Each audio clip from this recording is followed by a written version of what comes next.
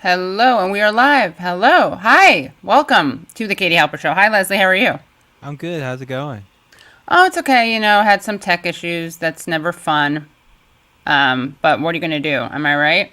The show Yeah, must go on, show even must go not on on. time. Yeah. We are here. Thank you all so much for joining us. Happy to see you once again on a Thursday evening.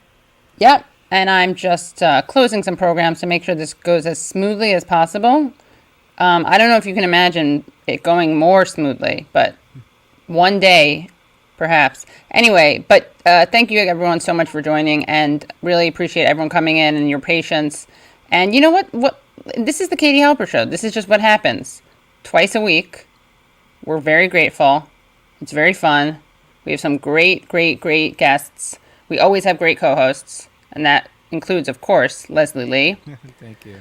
Welcome back. Welcome to our viewers. And today on our show, we have a great lineup. We have Rania Kalik, journalist, fearless journalist, Rania Kalik, and she'll be talking about Syria. And then we also will have Brianna Joy Gray and Justin Ah, Jackson. Yeah. oh, great, Oh, yeah. great. Yeah. All guests, all great, all the time. And what else? Just wanted to give people the chance to like the stream, to share this stream because we want people watching.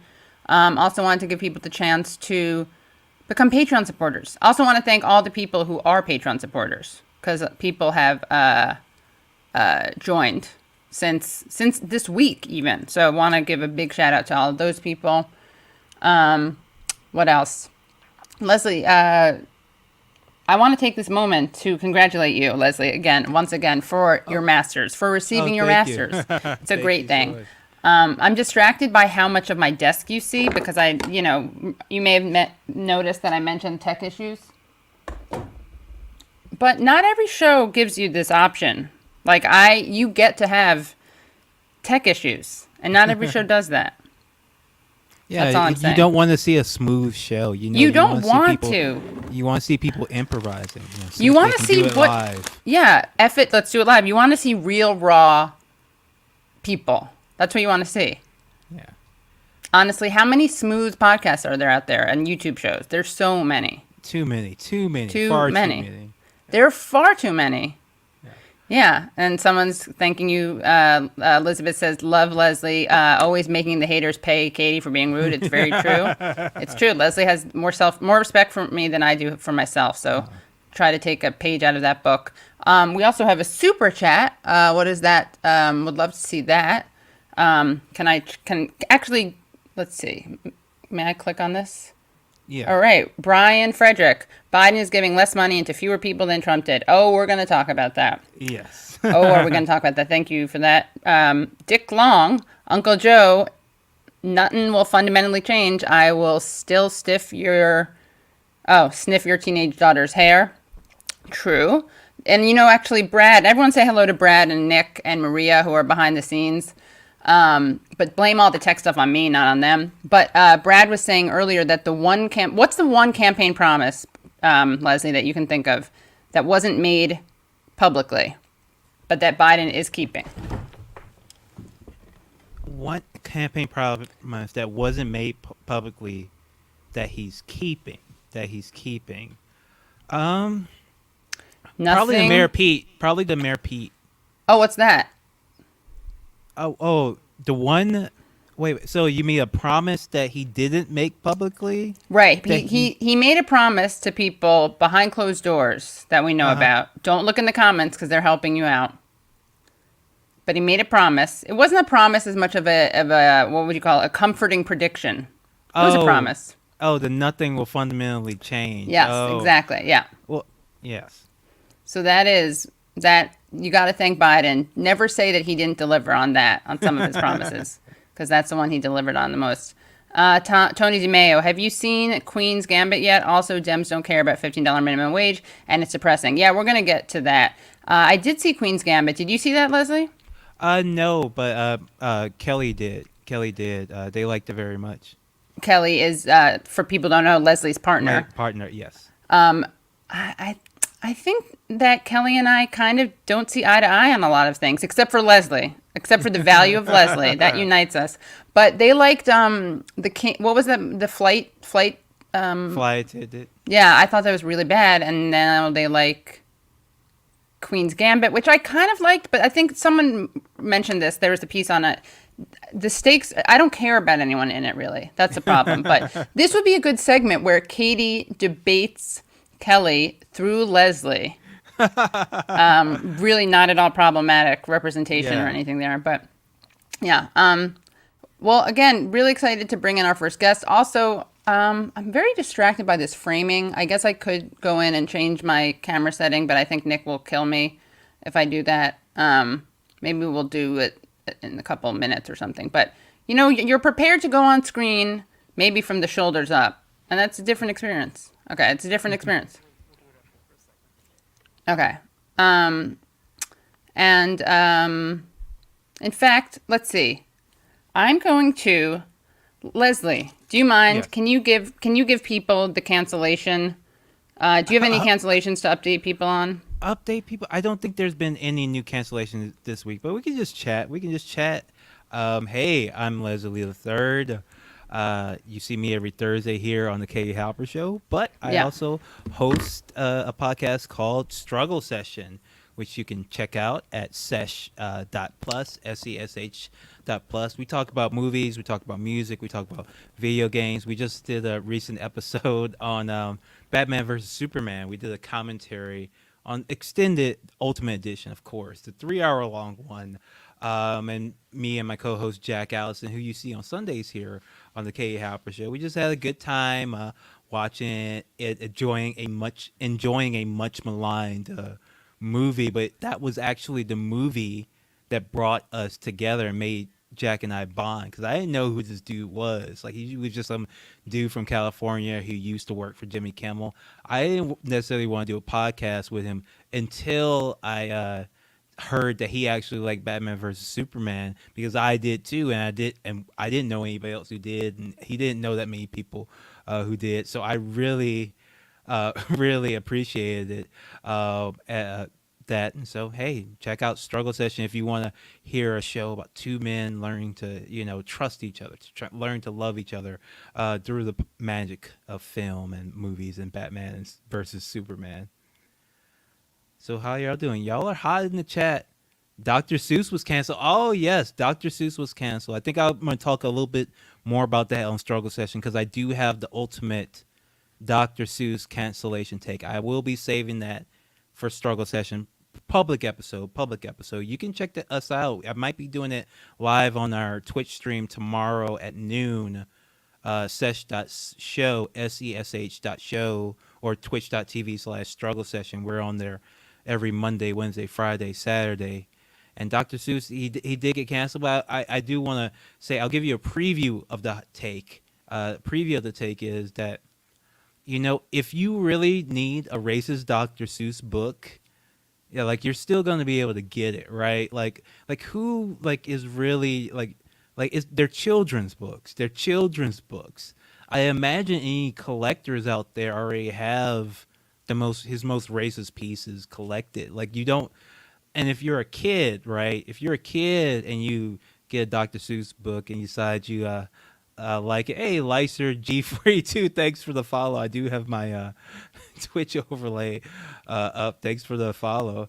But if you're a child and you read Cat in the Hat, then you read The Grinch, then you read, if you're a child and you've read like 10 Dr. Seuss books back and forth, it's time to move up.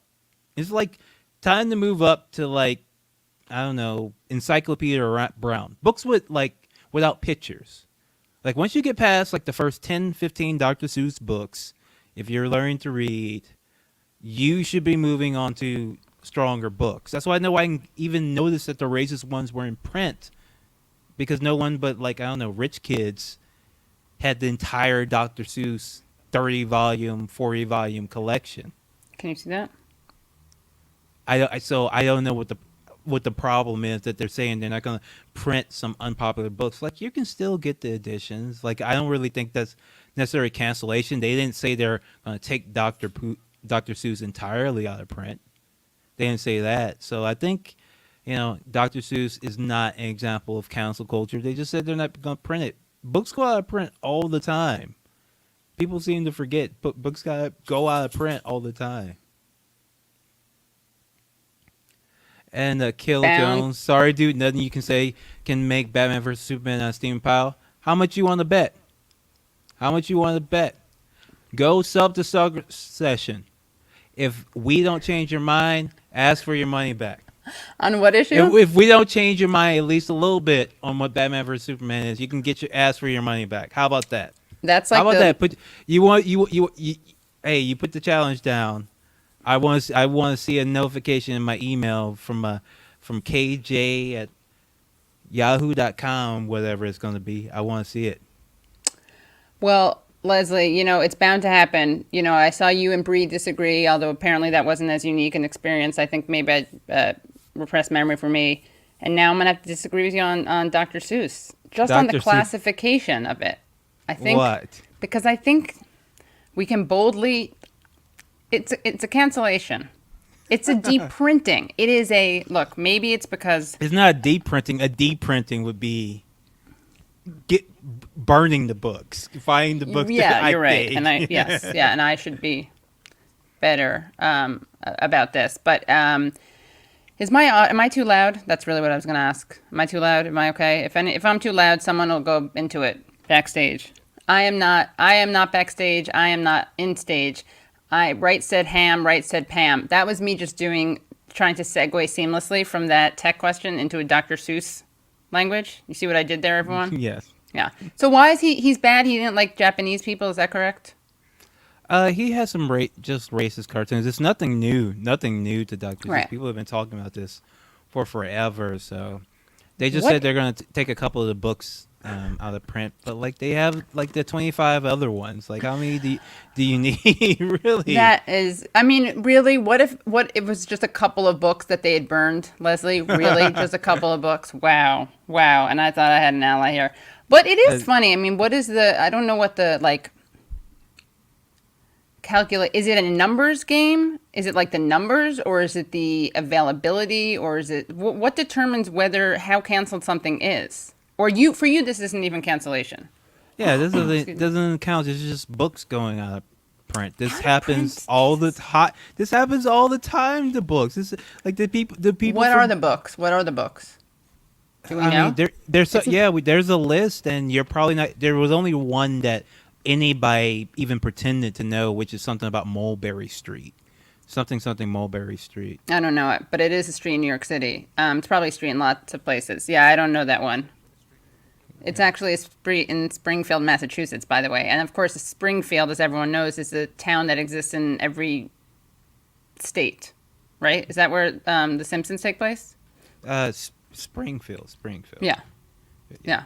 Oh, someone in the chat, there was a super chat asking me, what songs do I like to cover on my bass? That's not my bass. Whose bass is it? Well, I think it's for my partner. You were about to say, well, it should be self-explanatory, but then you realized that people don't know how many people live there. Well, no, I was actually going to say, just think it's funny. It was assumed it was my bass. I think, that was an assumption. Yeah. That was an assumption on your part. It was. They made an ass out of you and me, which is funny because it's all about that bass. Like the Meghan Trainor song coming full circle to asses. Yes. Yeah. Anyway, yeah. So let's see. I'm really excited about this. I'm not excited about the Dr. Seuss thing. I got to dig into it, honestly. I got to come with the receipts more. I feel like if that book in itself, I don't know. I guess people decide to print or not print things. But I'm not comfortable with the marketplace being the marketplace. Well, look, I can't give away my take for free because we're doing struggle session. Oh yeah, you're right. Okay. I have an answer specifically to that question. Did you want to do the show with us? It's tomorrow at noon, actually. If you want. Oh, maybe. I mean, what would be really funny is people are going to know how much. What if I came on tomorrow at noon and I was like, "Look, for years I've been saying that Mulberry Street is an unacceptable piece of literature. And I've been pushing them to not only not print it, but I've been pushing book burnings for Mulberry Street. Yeah. Maybe I can. That would be fun. Great. So let's see. Well, then we definitely can't stay on that for too long. Anything else before we bring in our first guest? I mean, obviously there's like so. Oh, but is Kelly into any songs? Does Kelly play any songs? Oh, let's see. What's the Arctic Monkeys? Are You Mine? Don't know it. Maybe I think I recognize it. Yeah, I it heard was. it. It was actually our wedding. Oh, Their wedding march. They came Wow. down the aisle to that. It was really nice. wow. All right, we're definitely gonna have to play the home. You guys have home videos and stuff. No, we got pictures. All right, no, we'll have to do it. We'll have to do an episode on that. Let's see. So let's bring in our first guest, and then don't worry, guys. We have so much stuff to tell you. We're going to talk about our one of our faves, Joyanne Reed, Neera Tanden. I'm sorry I didn't prepare some kind of death song. You know, Taps. That song Taps would have been good here. But let's bring in Rania Khalek. Rania Khalek, journalist Rania Khalek, the host of Unauthorized Disclosure. Rania, welcome.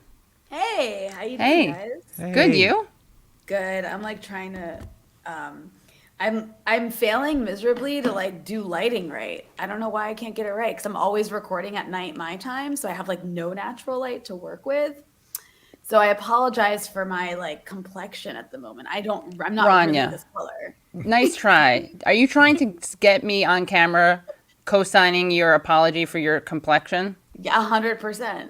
No, I don't think so. Nice try. But I tried. yeah, so what time is it where you are, by the way? It is 2:41 a.m. I feel great. You look great. Coffee, And- thank you. And why are you know what I have, by the way? Little trick, by the way. You see this? Ooh, they're sitting right next to Beans. you. Yeah, so you Yeah. eat them. You I like eat, but it's them? hard because I have to have a break because they could get stuck in the teeth, and then some dark chocolate. Good Nice. combo. It's not a good Nice. combo. So I'll tell have us to try to about incorporate this. where you are, first of all. So I'm in Beirut, Lebanon, where I usually live. Just like a hop, skip, and a what do they say? Oh my God, I'm Jump. sorry. I'm gonna be a Jump, little hop, slow. skip, and a jump. No, it's Thank you. okay. I'm gonna be a We're little slow 'cause couple I'm very tired. hours. No, it's Yeah. fine.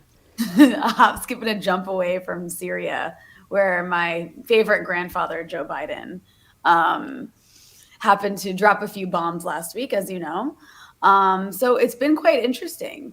The reaction to it here has been very muted because people are just like used to America bombing. It was kind of weird. Like, also, it was reported in the news that like 22 people were killed, but actually, as far as I can tell so far, not that it makes it okay, but one Iraqi was killed.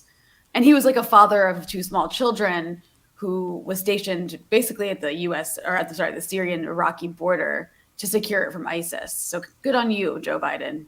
You killed a Sorry. fighter of ISIS. Okay, so can you clarify what your? I think I'm. So what was the alleged target of this? So yeah, let me give you some backstory Yeah. about what happened because people were really confused because they were like, did they bomb Iran? Like it was Right. like he was sending a message to Iran by bombing Iraqis in Syria. So here's what happened. For the last year and a half or so, there are a bunch of like units of the Iraqi Popular Mobilization Forces, which in the U.S. media are constantly referred to as like big bad Iranian-backed Shia militias. Popular Mobilization Forces in Iraq came into existence after ISIS swept through Iraq, and it was like a national call for the people to come volunteer to fight this existential threat of ISIS, which, by the way, came into existence because of U.S. Arming and supporting jihadist groups in Syria. That's another story. But anyways, so the majority of Iraqis happen to be Shia, so that's why the majority of the Popular Mobilization Forces are Shia, but they actually have forces that are Yazidi, they have forces that are Sunni, they have units that are Turkmen, so it's not just Shias, it just happens to be that's the majority of the makeup of Iraq. So anyways, the Popular Mobilization Forces that the US calls Shia militias played the most vital role in defeating ISIS in Iraq and also to a degree in Syria. In alliance with Iran. Iran was allied with them and like helped arm and fund them as well because Iran was fighting ISIS as well.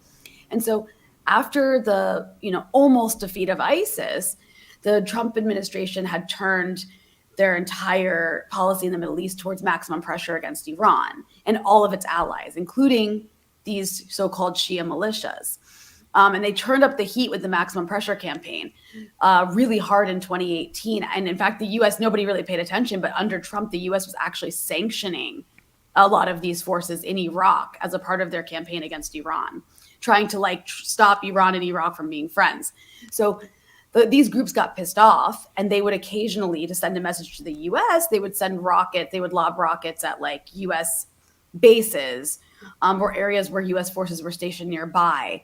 And they wouldn't kill anyone, but they would like launch rockets to be like, get out, leave. Yeah. And they started calling on the U.S. to leave. And then came the Trump administration murdering the Iranian general Qasem Soleimani, who was in charge of like the Iranian forces that helped defeat ISIS across the region, as well as they murdered Abu Mahdi al-Mohandes, who was the commander of the Popular Mobilization Forces in Iraq and like super revered and admired. So these Iraqi militias got even more pissed off. They were like, what the hell, dude? So they demanded the U.S. withdrawal. And they've been making that demand since last year. And occasionally they'll lob rockets. And occasionally the U.S. would respond by bombing them in Syria. And so then came Biden. And the Biden administration was supposed to come into office and, you know, relieve the sanctions, right, that were actually also affecting Iraq. People don't know this, but the sanctions on Iran made it impossible for their neighbor Iraq to actually buy fuel from Iran. So Iraq had electricity cuts because of U.S. sanctions, making it impossible to buy fuel from Iran, from their neighbor. So Iraqis have a lot of reasons to be pissed off at the U.S. There's still residual forces of the U.S. there that they want out.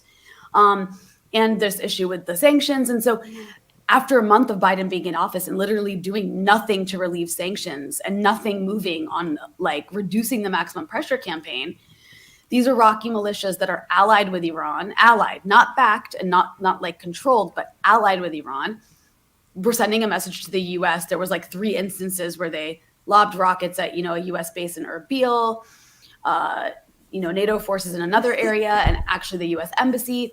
And so Biden responded to this by bombing Popular Mobilization Forces stationed in Syria to send a message to the Iraqi militias and to Iran. So it sounds crazy. I hope you can follow me here. No, yeah, But and by the way, Well, I I was wanted just to gonna keep going. I I was was just gonna telling make the everyone to comparison. make sure they share this link because this is really important information. So if you're watching, seriously, tweet this out because people are saying this is invaluable background, and it's true. Well, it is invaluable background, and you don't get it anywhere Right. because no one really understands what's happening. Or if you're reading in the mainstream press, they always just present it as like evil Shia militias, evil Iranian militias. Like people think the U.S. bombed Iran in Syria. Right.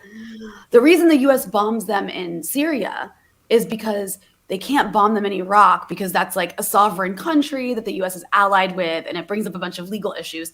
And for some reason, the world has decided that it's okay to treat Syria as like a playground that like 5 different countries can bomb at once and doesn't matter. So that's why they bomb them in Syria. But the thing is, the Iraqi units that they did bomb have nothing to do with the Iraqi militias that have been lobbing rockets at the U.S.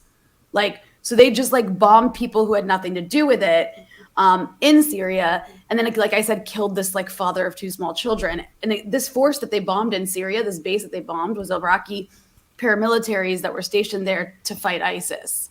So they're just bombing ISIS's enemies in Syria, which makes no sense. And like the reason I want to make this quick comparison, because I know it gets like confusing because I'm mentioning all these different countries, but essentially what Biden did is he bombed Iraqis in Syria to send a message to Iran. It would be like if Iran were to bomb like Canadians in Mexico to send a message to America. Right. Like that's how absurd it is what the US is doing. And that said, like, it's not like there's going to be an all-out war because of this. There's always space for escalation whenever there's a bombing. But it is really concerning that it's been like 2 months of Biden. And he ran on the idea of returning to the Iran nuclear deal. And so far, he's completely dragged his feet and hasn't done anything. And everyone in the region is getting pissed off because people's lives are miserable because of these sanctions. And this is just for Iran. I mean, there's also sanctions on Syria that are like crippling that country and actually starving people right now and preventing the Syrian government from buying oil from an area of Syria where the U.S. is occupying, where they're literally just occupying an area of Syria, northeast Syria, where all the oil is. And then the Syrian government's like currency has collapsed because of US sanctions. So they're not even able to buy their own oil, which they shouldn't have to buy in the first place. They only have to buy it because the US is occupying that area. So there's just like the US is causing so many problems here. Lebanon as well, like, is affected by this. Lebanon is dealing with US sanctions as well because of Hezbollah. The US like sees the entire region as some war against Iran, and every single actor is just a proxy of Iran rather than a group that has maybe is allied with Iran, which is the case. Like Hezbollah, the PMF, the Syrians, they're allied with Iran because they have similar interests, but they also have their own domestic interests in their own countries. They're not all just Iranian proxies. But the US is making the region so miserable economically.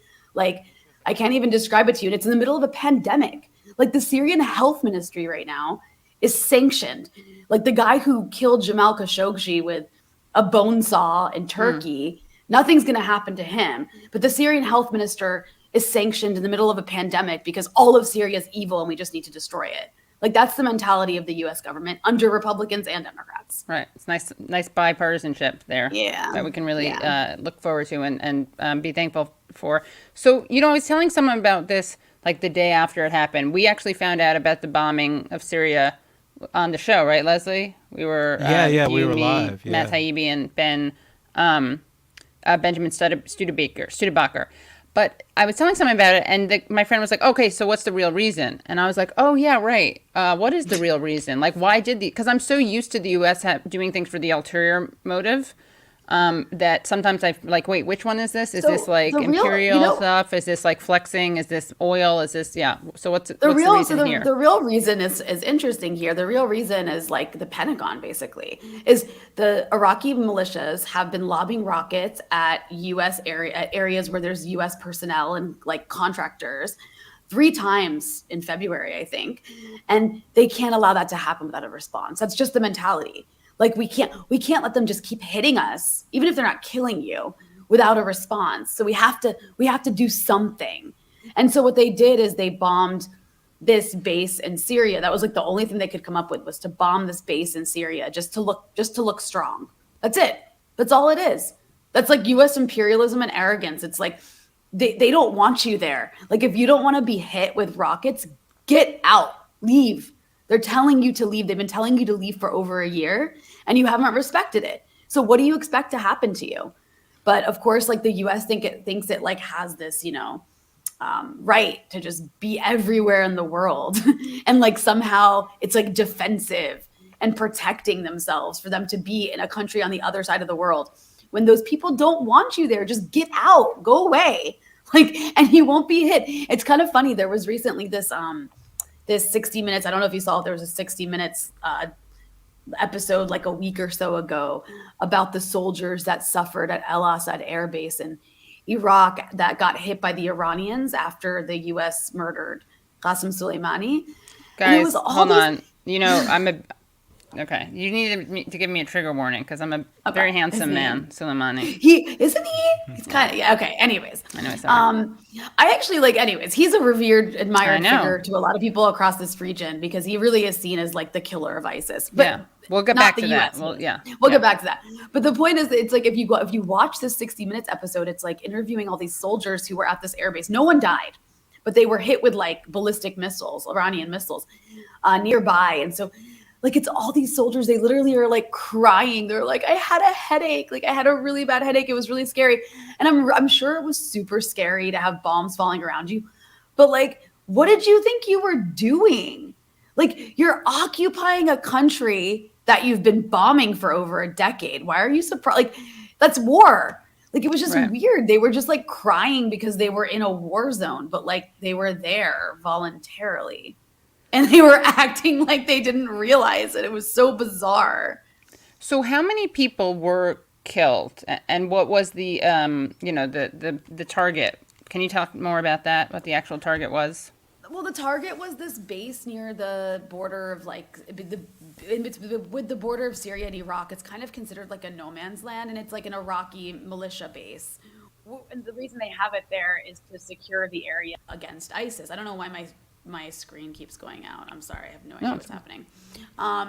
But the reason they were there was to secure the area against ISIS, and that was what the target was. But it's rumored that like the U.S. actually like kind of gave a warning before they did it, so there wasn't that many people there to bomb. So all I know for sure is one guy was killed. There was reports that 22 people were killed, but it was from like the Syrian Observatory for Human Rights, which isn't really like a credible outlet for these kinds of things. So I'm very skeptical of that because the Iraqis only had one funeral for this one guy. Like that's all I saw in the media coverage here. So, I mean, in the U.S. they were like 22 people. And again, I'm not like defending Joe Biden in any way, but it doesn't appear that that many people were killed. For all I know so far is at least one guy was killed. Right.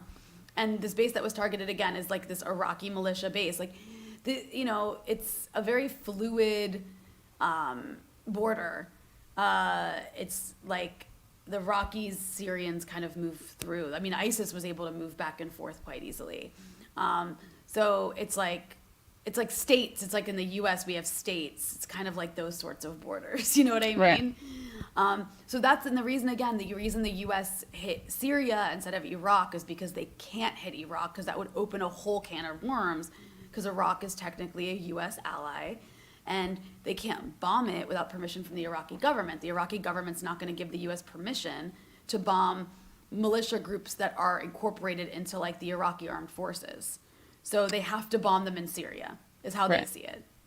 So it's funny because usually I'm used to like the United States downplaying the number, right, of casualties, but you're saying in this case they may be the media It's maybe. not the yeah. It's just the U.S. It was like one media outlet reported it, and everybody just kind of went with it.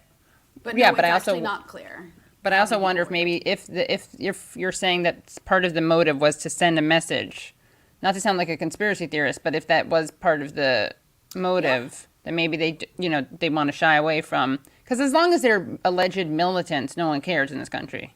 Mm-hmm. Like that's all you have to say. So Exactly. it's not like a kindergarten class. It's not like Israel style or other things that the U.S. does. But U.S.-backed Israeli militants. yeah. Could you imagine calling the Israeli army that? Like, U.S.-backed Israeli militants were yeah. shot at today by, like... Yeah, it's interesting because it's not it's more an issue of sovereignty, right? That's like the outrage, and not to minimize the killing of one person, but it seems like in a weird way it's like good for like the Biden people had a good outcome in a weird way because not that many people were killed. But they get to, I guess, flex their muscles. So I don't know how intentional that was, but No, it was intentional. And again, it's not like you're downplaying it. It's just the reality of the situation. That was intentional. It was like just because the thing is, Iran does have influence over these groups, and they usually are able to control them and like apply some discipline, like don't hit anything U.S. But Iran lost patience, and you know what? They're just like hands off. I'm not going to tell them not to do it. That's kind of like the attitude that it's been because Iran's suffering from like these crippling sanctions and there's no relief for it. And the Biden administration is now saying that in order, like as a condition for the nuclear deal negotiations to resume, Iran has to go back to a deal that the U.S. broke. Right. So the Iranians have had enough. Like who wouldn't have had enough after 4 years of Trump destroying their country economically? Their entire banking system is under sanction. Like Iran is like completely disconnected from the world economy right now because of the U.S. It's like economic terrorism, and Right. the Biden administration, despite all of what they're saying, is like not doing anything to change it. So are you surprised because you were part of the debate that we had on the show about like how much the left, whether or not to basically should the left vote for Biden, should they support Biden, should they hold their nose and vote for him? And you were really kind of in the camp of Biden is terrible, but I think that Trump will be worse. And you brought up how, living in Lebanon, you had access to, or you could see like on the ground the way that these things have ripple effects and disproportionate effects over the perilous, right? It's like a point Noam Chomsky has made too, which is that when you're like the world police, then you have a lot of obviously differences that should be bigger. Like we would love for the differences between Dems and Republicans to be bigger, but even when they're minuscule, they have a ripple effect. And so is this like what you predicted? Is this not what you predicted? How does, I think this is what I predicted in the sense that like I didn't think Biden was going to immediately go back to the nuclear deal. There's definitely less aggression. Even though he bombed Syria, it's still less aggression in the sense that there's more back channels for diplomacy to de-escalate that violence that didn't exist as much during Trump. The kind of stuff that we don't hear about happening is happening behind the scenes. And then also like it's like we have to also understand the significance of the fact that the U.S. just met with the Houthis, and they really are trying to de-escalate the war in Yemen, even though like it's not as ideal as we'd like it to be. Like what's happening in Yemen is this like disgusting famine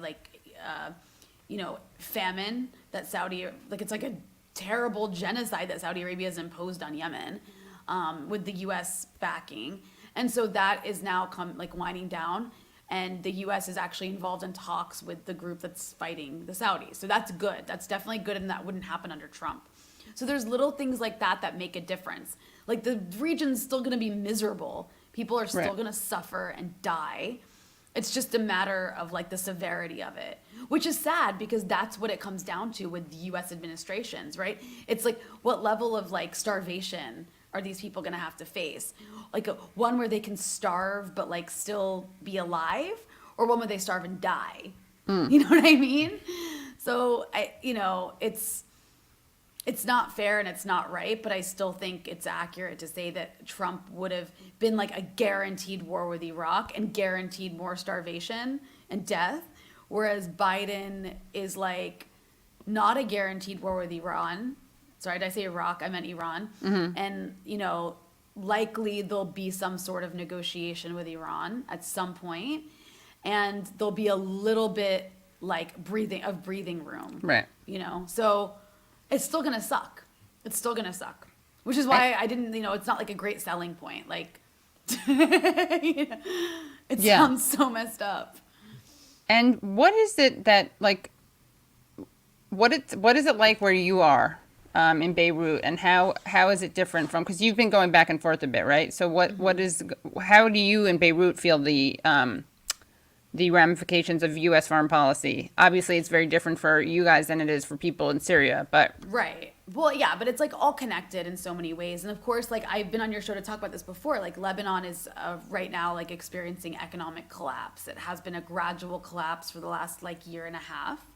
And it's getting worse. The currency continues to devalue here. So like people's incomes or the money that they do have is worth less and less like every week. And it's, there are U.S. sanctions on Lebanon, but they're not necessarily responsible for the economic collapse. However, the oligarchs responsible for the economic collapse, they were running a Ponzi scheme economy. They're all allies of the West, right? Like, so there's that connection there.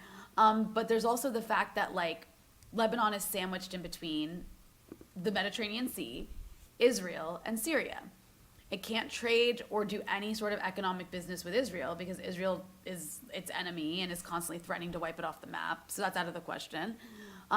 Syria is Lebanon's neighbor that it used to have huge economic and trading ties with, but the sanctions on Syria actually penalize neighboring countries for doing any business with it.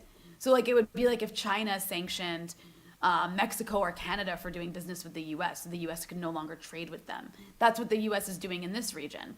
So Lebanon can't trade with Syria or it'll be penalized. They can't even get electricity from Syria now. And then there's, of course, the Mediterranean where there's a port, but there was a port explosion back in August. And Lebanon's an import-dependent country, like completely dependent on imports. So that has screwed the country even more because its main port exploded and was destroyed. So Lebanon is dealing with like the shortage of dollars because it's dependent on dollars like most countries. It has to like buy things and import things using dollars. It's dealing with U.S. sanctions, which crush the banking sector even more than it already is. And it's dealing with a U.S. client aggressive state in the form of Israel, and it can't trade with Syria. So Lebanon's dealing with shortages, and at a time when like COVID here the last couple months has exploded, so it's really affecting the medical sector. You know, Right. there's still food in Lebanon as of now, but like electricity, that's another thing. Is Lebanon lives in an oil-rich region. There's massive amounts of oil all over the place, but because of this dollar shortage, it's having trouble accessing fuel for electricity. So there's been like 20. You know, I have access to a generator in the building I live in, but for people who don't, there's been like 15 hours of no state electricity throughout the day. Yeah. Imagine doing virtual school like that. You Right. know, imagine you have kids, you can't do virtual school because the electricity's out. That's how it's been here. Like Lebanon can't buy fuel from Iran. Actually offered to just give Lebanon fuel, but the U.S. allies in the government here blocked it. And they often block stuff. They block like doing any dealings with China. You know, they block. The U.S. does that with its like puppets in third world countries. Is they'll like get in the way of these countries being able to like do business with any U.S. adversary. So Lebanon is in a really like messed up situation right now, and it's only going to deteriorate further. And what about Syria? Like, you're someone who's covered that region. You've been there. You've been totally maligned for writing about it. You know, we've had Aaron Mate on the show, and he's someone who actually talks about basically this this chemical weapons. Hi, by the way, thanks for demonetizing this stream. I'm just going to predict that no ads You're on this welcome. one. Yeah.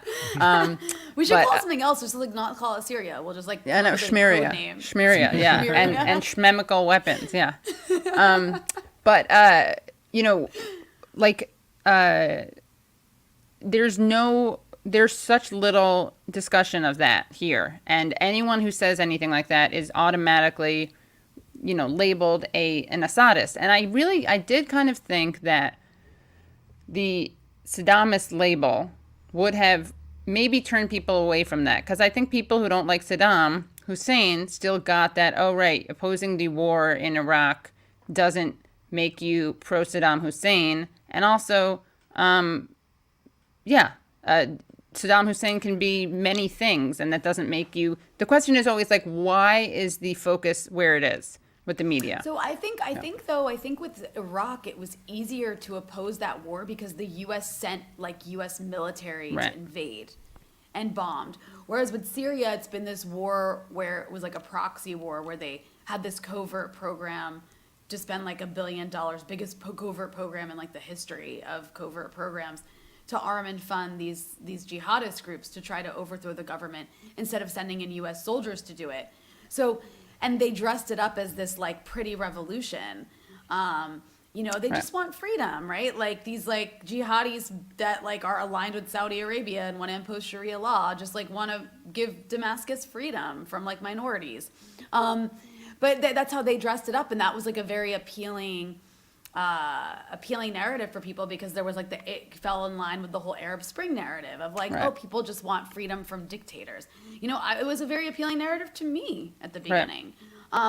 Like, who doesn't want to support people who just like want freedom from a police state? But of course, that wasn't what was happening. But I think that's why it was so much more difficult and easier to smear people, and so much more difficult to oppose it because people didn't really know what was happening. The media coverage was so one-sided and terrible, and so I think that had a lot to do with it. But as for how Syria is doing now, I mean, yeah, the U.S. is no longer funding and arming jihadist groups to overthrow the government, but these sanctions, I mean, you know, there's Syrians I talk to who like will tell you, you know, war sucks, but war is typically like isolated to certain neighborhoods or like this city or that city, and you can kind of avoid it a little bit depending on where you're located.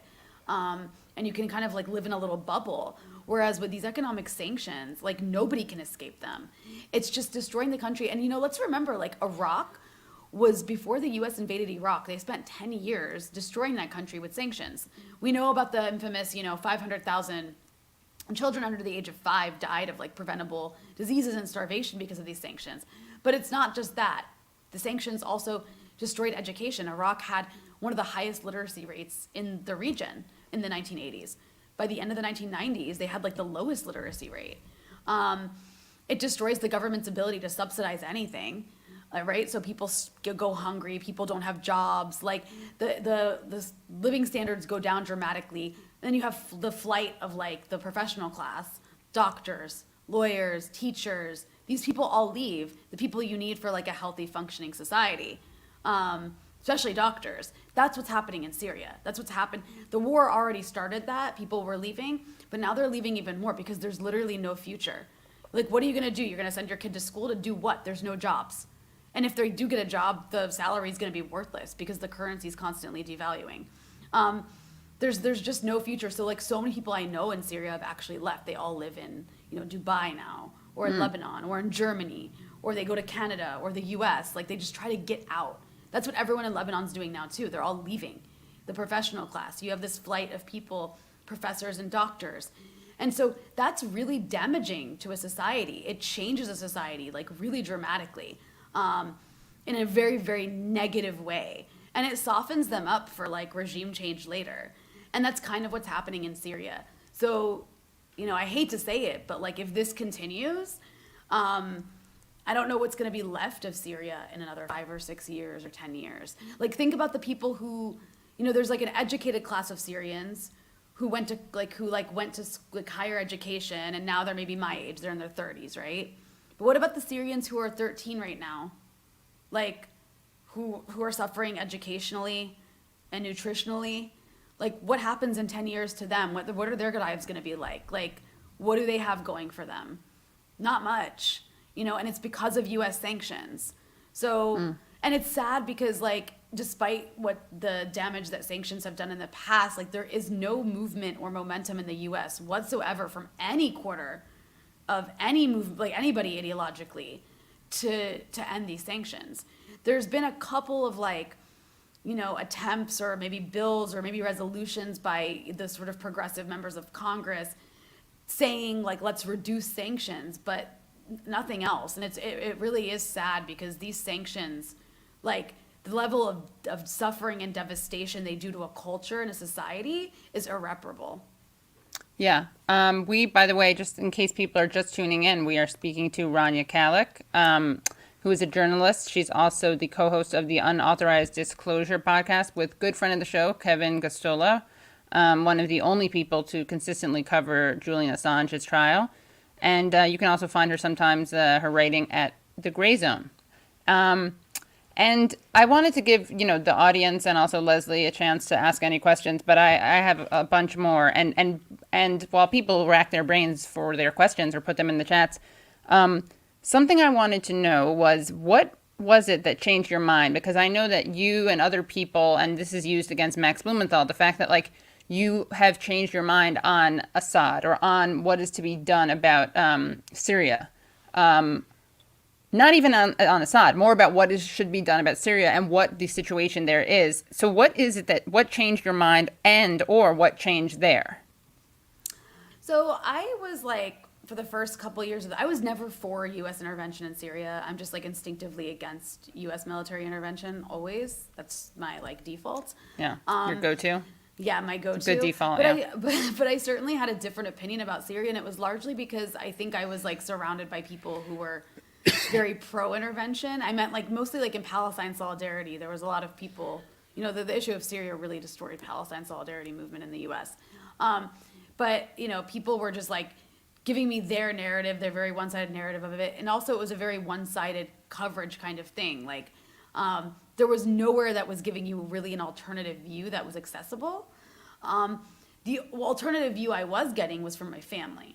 And I thought they were just being like assholes at first. Like I was like, oh, you guys just like don't know what you're talking about. You suck. But like when you have relatives, like I come from a minority group in the Middle East.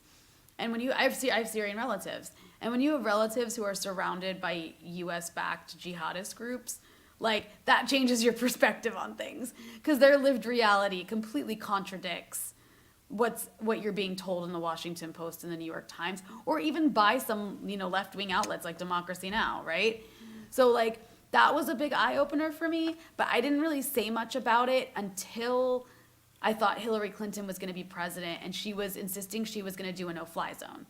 And that's when I was like, okay, that's going to be really bad for my family. So I guess it was kind of a selfish thing. So then I took the opportunity to actually go to Syria because, I'm also Lebanese. I have Lebanese citizenship, so it's actually quite easy for me to travel there.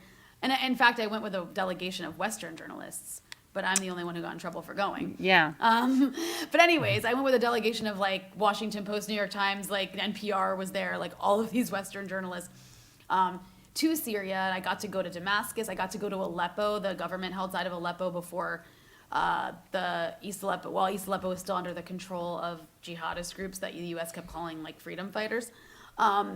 And I got to see what life was like there, and I got to travel around some other parts of Syria. And it was a really eye-opening experience for me. I got to talk to people who were actually like active in the uprising in the beginning and explain to me why they no longer supported it. And they no longer supported it because it became armed and, jihadist very quickly for reasons of outside intervention. And so this is the reason I changed my mind about Syria, is actually like my own family's experience and actually going there and seeing for myself, which I got in a lot of trouble for. Right. But yeah, I mean, and it's not an issue like of, I don't know how many times I have to say it, like, it's like even now, you see it, Katie, like I'll tweet about something completely unrelated to anything in the Middle East. Like I'll tweet about a TV show and I'll have like 5 comments being like, Right. why do you love Assad? And I'm just Right. like, oh my God, get over yourselves. Like no one loves Assad at this point. It's just a matter of like, not wanting to collapse another state in the region so it doesn't turn into Libya, which has Right. like open air slave markets now because of collapsing the state. Right. I mean, it's interesting because a lot of people have said, like, at the beginning, there was a much more, robust nonviolent resistance. And then a lot of them were killed, and now it's not. So I'm raising that because there are people who are not at all fans of Assad and also don't kind of like whitewash what happened. I'm sure there are debates among people about how much violence there was in the beginning, but you don't have to like Assad to think that the resistance, the rebels are now not moderate. Well, so there's also the issue of like, why whitewash at all? Look, from the beginning, there was people who were, there was like liberals who were protesting for like, they wanted more freedoms, right? But there was also armed people protesting and shooting at like Right. government buildings. And like that happened from the very beginning. It wasn't like black and white. You know what I mean? There were some areas where there were students protesting, like especially in Damascus. Like Damascus was the more like, we want more political freedoms, we want more political rights. And then in like some of the more like rural areas, there was armed protests because Syria has a history of like a fight between Muslim Brotherhood people and the government. So like there was parts of Syria where there was quite immediately armed elements like shooting at, doing what you saw at the Capitol, but even more violent on January 6th. Stuff like that was happening in certain Syrian localities from the beginning, right? That doesn't mean it's all bad, right? But let's be honest about that. And Right. of course, the government response was completely violent and out of control. That said, once you have like 5 different countries arming everybody, once you start a civil war in a country, everyone behaves like a savage. Doesn't matter what country it is. Could be the US. Everyone behaves like a savage. Everybody, like there are no rules. Like we all like to pretend there's these like humanitarian law rules that apply to war. That's BS. It doesn't exist in any war and it can't. No matter who's doing the war, whether it's the US in Afghanistan or whether it's the Syrian government, against people in one of its own cities, that's going to turn so brutal so fast and people are going to do terrible things to each other. So the answer to that is to reduce the violence, de-escalate the violence, and end the war. And what the US and the people who supported intervention and supported the rebels did for like 7 years was the opposite. They supported more war, and whenever a ceasefire was negotiated somewhere, they like opposed it because that benefits the government. So they were more interested and invested in overthrowing the regime than in ending the violence. And they're responsible for perpetuating that war and it went on for as long as it did because of those people. And what someone's saying, what do you mean? How did her position change? And I guess I should let you respond. I mean, I know how I perceived it to change, but do you want to share how it changed? And it wasn't radical like 180, but No. people have looked at your tweets and been like, "What? But you used to be much more critical." I mean, my position in the beginning was very like influenced by people who were pro-opposition. And also like, okay, so we grew up in the war on terror era. And so like as Americans, we view anything that's like talking about Islamic radicalism, or terrorism with a skeptical eye, as we should, and we're like Right. immediately opposed to it. The thing is, there's a huge difference between the US going to the other side of the world and bombing countries and occupying them because of Al Qaeda, and then like the Syrian state responding to an Al Qaeda threat inside its country that actually exists, right? There's a huge difference between that. And the same goes for Iraq, by the way. These countries were faced with like what you can think of as like the Middle East version of the KKK, like running rampant across the region, taking over areas, and literally like forcibly converting and killing people for not being the right religion. Like that is what was happening in Syria, in Iraq. And it's crazy too because like, and so my point is I saw that as like, I saw that through the prism of the US war on terror initially. And so I was very much like, you know, like these governments are so crazy, like they're all wrong and they should be dismantled almost practically because like they're just following the US war on terror rhetoric and policies.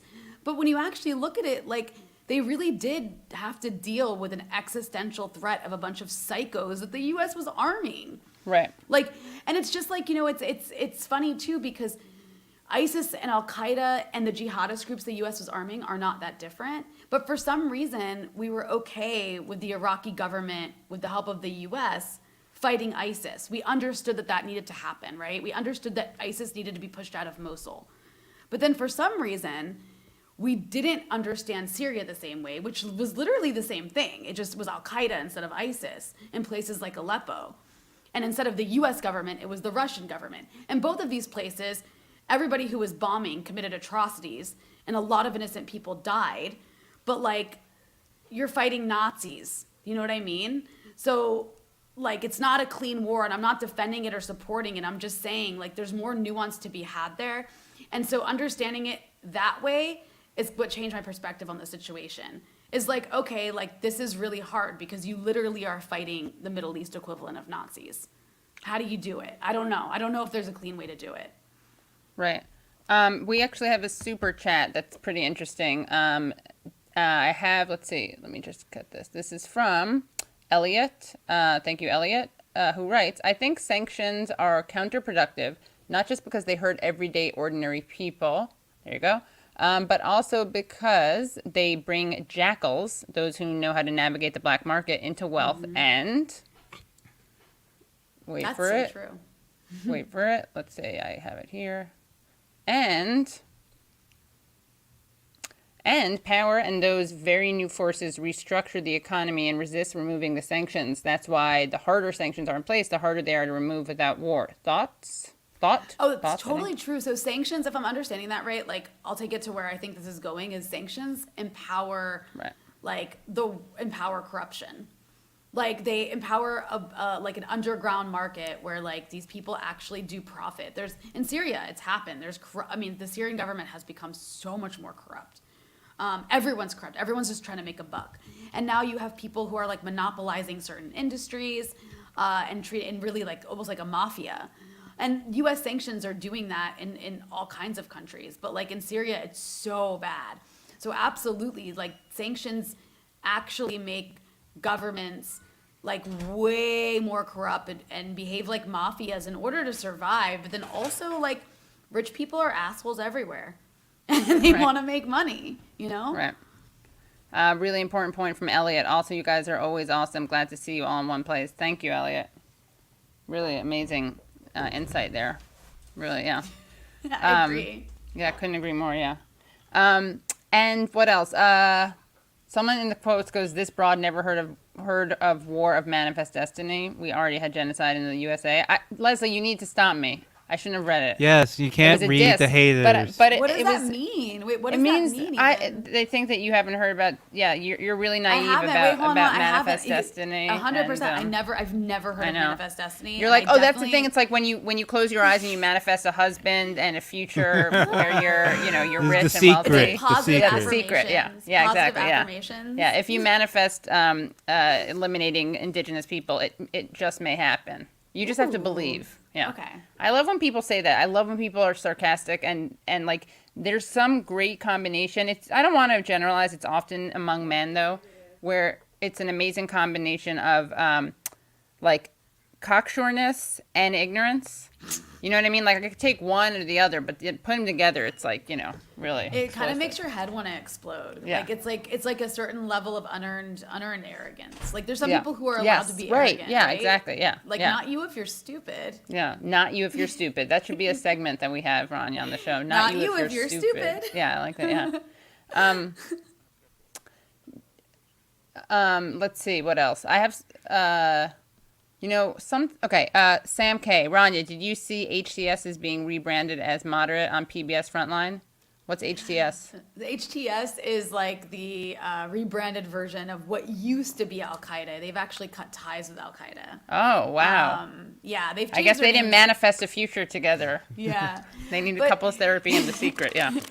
But yeah, so like PBS Frontline went there, and they the guy Martin, whose last name I can't remember, posted like a photo. Roland, not Roland Martin. No. Roland Martin. No. Oh, okay. No. Martin is his first name. I can't remember his last name. It's like blanking on me, not because Martin, if you're watching, I do apologize. I'm sure Martin's watching, but we see you, Martin. We see you. You are seen. we see you. But actually, I don't know. I'm kind of interested to see that documentary because Martin posted a photo of himself with Mohammed Al-Jalani, who's the head of HTS, who used to be the head of like Al Qaeda in Iraq and then became the head of Al Qaeda, or I'm sorry, not Al Qaeda, of Al Qaeda in Syria, and actually split from ISIS. He's a bad guy. He's a bad guy. Yeah. But he's wearing a suit. He's wearing a suit in the photo with the Martin Frontlines guy. Yeah. And it's just funny because it does look like a rebrand. That said, Martin did a really good documentary for Frontline. I'm calling him Martin. Like I know, it's so funny. I'm looking at it. I just don't remember his last name. But there's a really good, excellent PBS Martin Frontline. Smith? It's called, Martin Smith? Yes. Okay. I think so, yeah. Yeah. It's called Assad Syria, I think. And it's actually, he went to Damascus and went all over government-held Syria. It was so controversial at the time, but he really gave you a really good look that was so accurate of the government-held areas of Syria because no one was ever doing that. Mr. Smith goes to Syria. Mr. Smith goes to Syria, but it's really, really good. So I'm not gonna write off Martin. his There's one on nuance. Idlib quite Right. yet because it might actually be interesting, and he probably did pose a lot of really challenging questions to Mohammed Jalani. Like I could imagine him asking, why did you kill minorities? Right, yeah, that would be a good question, yeah. And I'd be let's hope interested to Martin see did how that, Mr. yeah. Jolani responds to that. And Jolani is an interesting character, though. He they call him El Jolani. That's not his real name. They call him El Jolani because his family's from the Golan or the Golan Heights, right? But of course they're not anymore because Israel took it. So he grew up in Damascus. I know some people who actually grew up with him. He's from a middle class, well educated family in Damascus, which is often the case with these Al Qaeda guys, these Al Qaeda leaders. Like Osama bin Laden was from some elite Saudi billionaire wealthy, family, yeah. right? Anyways, he's an interesting character because I feel like so many of these people, it always goes back to Israel. Not like it's all Israel's fault, but some part of their grievance or their past that shaped them is somehow tied up with Israel's role in the region. And man, I just wonder how different the Middle East would have been if the Europeans didn't create this sectarian state. The first sectarian state imposed on the region, by the way. Yeah, was no, I Israel. think that's true. I mean, it's kind of weird when you're reading, Osama bin Laden's manifesto. Some beach reading. No, but if you've read it, you'll see it's weird because he mentions Palestinians, and you're like, I'm uncomfortable right now because he's, addressing a real injustice. But that happens, and it's it's true that one of the best PR moves for radicalization has been Israel's treatment of Palestinians, and also the U.S.'s treatment of Israel's treatment of Palestinians. Right. And there's also the issue of with Jolani, he spent time in Iraqi prison because he went to Iraq to fight against the U.S. occupation. Right. A lot of Muslims in the region did, right? Because the U.S. invaded. And that's how Al-Qaeda in Iraq started, by the way, is because of the U.S. invasion. And that's how he got his start. And then he ended up in a U.S. prison there. So there's just, it's it starts with Israel, but then it goes to all of these different aspects of imperialism are tied up with the histories of these kinds of people that would have never existed in the way that they ended up existing. Right. There was had, a lot like, of coexistence imperialism before. had an imperialism not done its dirt, like had Yeah. imperialism not screwed up the region, like Right, and I just do want to say it's not like it starts with Israel. Like Israel is the origin. It's like there's The a lot original that sin. the original sin. Yeah, no, but I mean there's a lot that happens there that is. I mean, Israel is. This is a whole other discussion, but the power relationship between Israel and the United States. Yeah. It's not. it's a client state. I mean, Yeah, Israel's yes. like America's like enforcer. Right. It's like- Yeah, and not the other way around, which I think sometimes Right. people think. It's not like Yeah, Israel's no, I telling disagree you- with yeah. that. I disagree with Yeah. that take. It's the Yeah. Israel's like America's arm in the region, Yeah. as is Saudi Arabia in Well, other yeah, ways, too, Israel like- is America's wife, and Saudi Arabia is America's side piece. Yeah, I guess Yeah, so. one. That's a It's good like way to they. put it. Yeah, like one's Yeah. out in the open and celebrated. They have a special relationship, and the other one they have a special relationship, but it's not really public. They like wag their finger. They like wag their finger and kind Yeah. of like hide Yeah. it a little bit. Yeah. Yeah, it's their side. Yeah. Yeah. And speaking of which, I want to ask you about. I'm so happy that. Remember, Donald Trump famously refused to do anything about Mohammed bin Salman, despite the fact that he, ordered the dismemberment of. I can never remember Khashoggi. Khashoggi. But now that we have Joe Biden in power, it's wonderful because he's done the exact same thing. Can you talk about Joe Biden's rebranding of basically not giving a shit or doing anything about Saudi Arabia? Yeah, they the Pentagon, or was it the Pentagon, the CIA? Like They did released an some intelligence- investigation. Yeah. Yeah, the intelligence, our Report. intelligence community, as they call themselves. Which they're neither. As if they're like the black community or something, or like the LGBT community. We have an Community of intelligence intelligence. community. Yeah. Yeah. POI. People I of like that they intelligence. call Yeah. themselves a community. That is really funny. Anyways, the intelligence The community- diaspora, the CIA diaspora, right? deep So state diaspora. They released this like the results of some investigation they did. We already knew, like it's not really news Right. that Mohammed bin Salman ordered the dismemberment with a bone saw of this guy Jamal Khashoggi. But it's inaccurate, by the way, to call him like a dissident. They like go around calling, and also everyone's always like, my friend Jamal Khashoggi. Yeah, sure. Like, No, it's like if he didn't get published at the Washington Post, people wouldn't care. Right. That's another issue. And yeah, Well, he's also, problematic so, like, politics. it's but also with him, it's like he wasn't a dissident in the sense of like against the Saudis. He just was like with a different faction of the royal Right. family. Yeah. And so MBS didn't like him. Like he was Yeah. an MBS dissident, I guess you could say. Didn't deserve to be dismembered. No one Right. deserves to be dismembered. But And like, yet, yeah. and yet, At the same time, exactly. yeah. So he was like, yeah, he had this awful thing. He's murdered. By Tortured. MBS. Yeah. And of course, the Biden administration can't do anything because, like, Saudi Arabia is our gas station, right? Like, we need their oil. But they're also so much more. Like, they're like Israel, they're a client state. Right. And they're an enforcer of U.S. hegemony and interests in the region, particularly against Iran and against any group considered like allied with Iran. They play, I think, almost a more important role in that sense in many ways than Israel does, even because Saudi Arabia has been essential and its ideology has been essential in like splitting Essential oils. and Sorry. fracturing Arabs welcome, around everyone. the region. Yeah, essential oils. But no, the Saudi Arabia's ideology, like Wahhabism and spreading it around and like this kind of like Sunni nationalism, that was so important to the foundation of Al Qaeda and ISIS in the region. That came from Saudi Arabia and Saudi funded mosques and Saudi funded stations. And that was like so vital to fracturing Arabs across the Middle East along sectarian lines, way better than Israel could have ever done. Right. If anything, Israel was a uniting issue. It united Arabs around the region, right? Because of their Right. solidarity with Palestinians.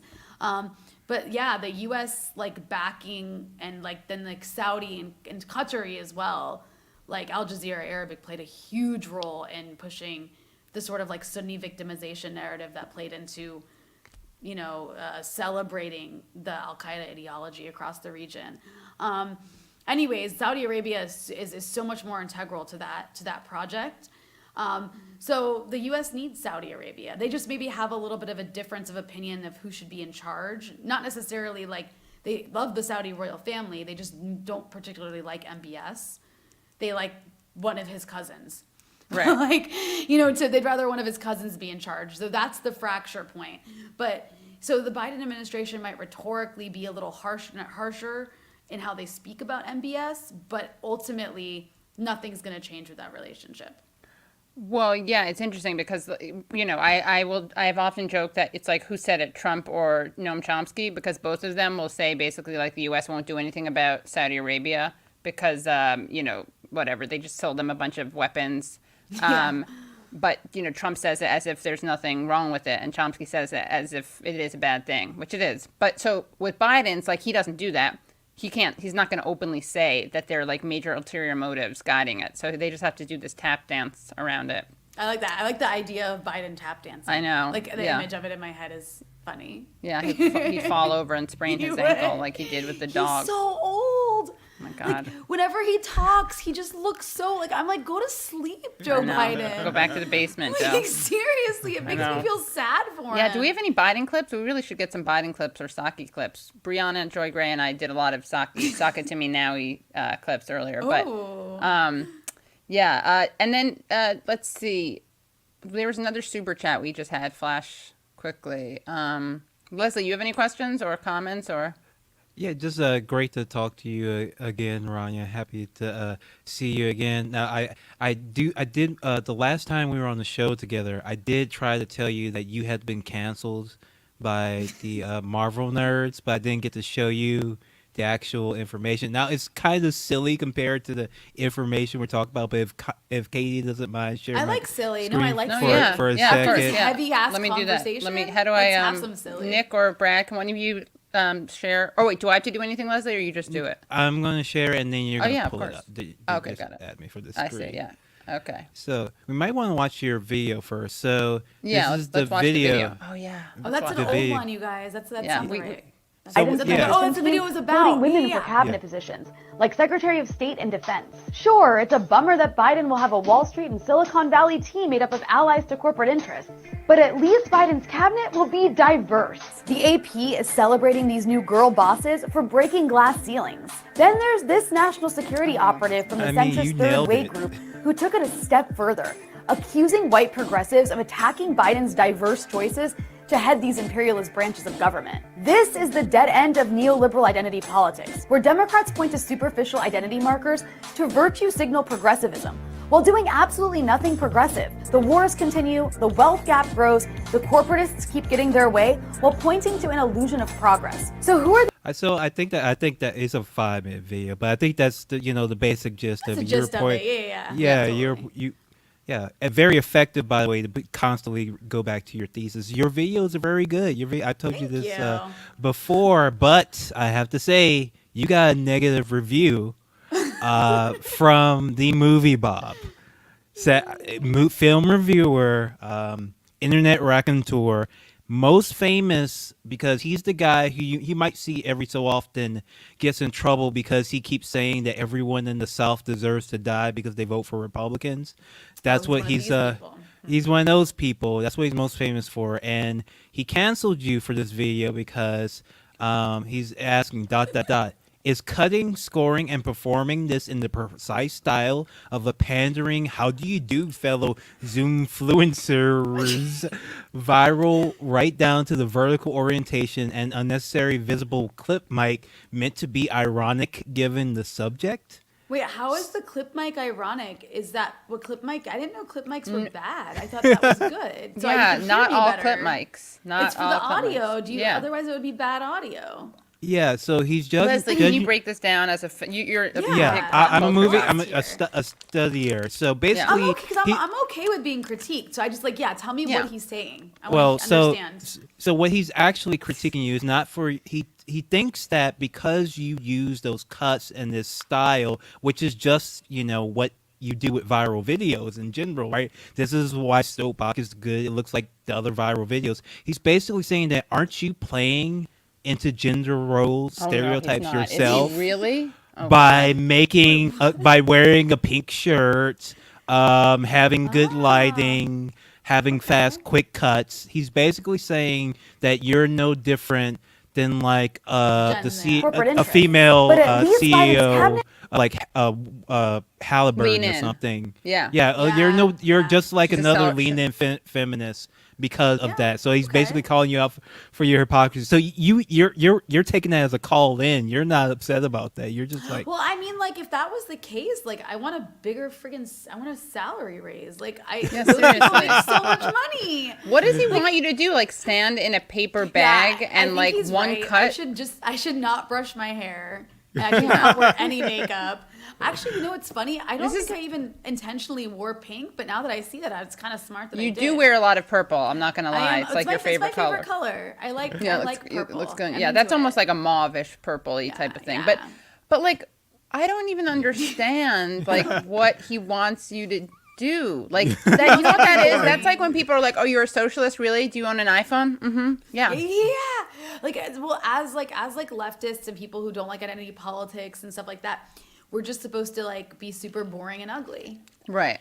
Yeah. and, or and else, yeah. unappealing. Like I shouldn't Yeah. have cut. They shouldn't cut the video like that. They should just actually leave like the silences between the sentences. You know Yeah. what I mean? Like, Yeah. I don't understand. Yeah. no music. Yeah. Like, Yeah, just- exactly. music, Whenever just there's as boring no as cut, possible. if you were really a feminist, you wouldn't use jump cut. You would have jump cuts. Yeah, Wolf Blitzer doesn't use cuts. Wolf Blitzer must be a feminist because Yeah. he doesn't use cuts. He just Yeah. like talks. You'd see. Yeah. What He other doesn't wear things would pink. people do? Doesn't Like wear no under eye makeup. What Yeah. else? Yeah. What else? I I think just that's right. imagine you'd have like a Super 8 camera or something. Wait, Or so like- why do you call him a Marvel nerd? Is he a Marvel nerd? oh yeah, big time. Like he 'Cause wrote like I'm not a Marvel. Okay, I'm not a huge Marvel nerd, but like I'm a little teeny tiny bit.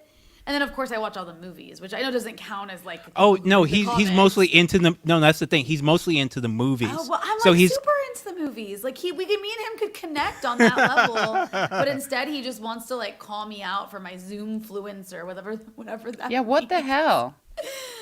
Like That is I can so- talk about like the Avengers and like debt and like all of these different movies. I've seen all of the movies.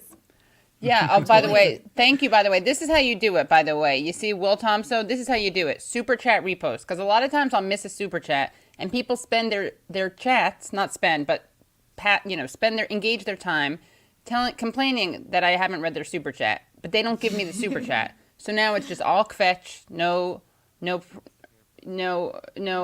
whatever, and they disappear for us after a while, which is what you should know. But here's the thing. So Will Tomaso says, super chat repost, was the U.S. goal of regime change to remove Assad? You like the way I'm saying Assad like you do? Is that like a hypercorrection when Americans say it like Chavez when it's Chavez? Is it really Assad, not Assad? But It's Assad. Assad. So changed. Okay. Was the U.S. goal of regime change to remove Assad, but keep structure of authority the same with a new face, or to actually replace regime with a new structure? So I think the U.S. ideally wants to replace any regime with their own people, like with people who will, who will do the U.S. bidding, but it doesn't work. Like anywhere the U.S. has tried to do that, the only way to get rid of a regime you don't like is to literally collapse the state. You have to collapse the entire state. That's what they did in Iraq, and that's what they did in Libya. And it was a disaster because even though they had like a parallel government to replace it with, it didn't work. It didn't work because once you collapse the state, there's no authority left. So you have this power vacuum, and who fills the vacuum? People with weapons. Who has the most weapons? The most violent groups. In this case, it's typically Al Qaeda. And so the U.S. maybe had this ideal, like this idyllic goal of having, because they had a parallel like opposition government living in exile outside of Syria. They did the same thing with Libya, but those aren't the people who took over.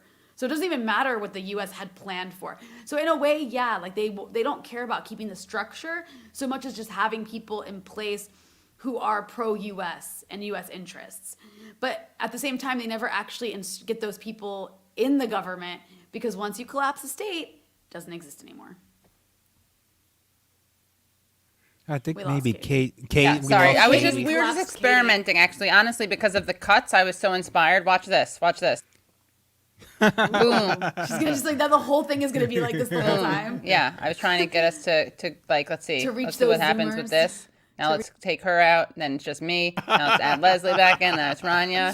Okay, here we go. You see that? I was inspired by SpongeBob. You're good at that. What's his name? Good at that. Bob. The movie Bob. The movie Bob, yeah. Yeah. Well, Rania, before, I know you're being super generous and it's really late, but I would love for you to, do you want to say hi, bye to our next two guests who I know that, I don't think you've met Justin Jackson, have you? But no, but of you course, guys, like we've interacted Yeah. on the Twitter. great. And of course, good friend of the show, good friend of Rania's. I don't know if you met in real life, but you've met here. First, we'll bring in Brianna Joy Gray. Hi, Bri. Hey everyone, how are you Hi. doing? Thanks for coming. It's always a pleasure. It's like being with family. I know it is being with canceled family, maligned family, yeah. And Justin Jackson and Bri, of course, I forgot to say because she's such a regular. Oops, let's see. I think I have some echo in Justin's. Justin, make sure you actually. You know what I'm gonna do? I'm gonna kick Justin out. Brad or Nick, will one of you chat with him in the private chat about his settings, or maybe it works now. Let's see. See, Bob, movie Bob, whatever inspired me. Taking a little photo. Yeah. Yeah, it should be selected. What was I going to say? Sorry. Let's see.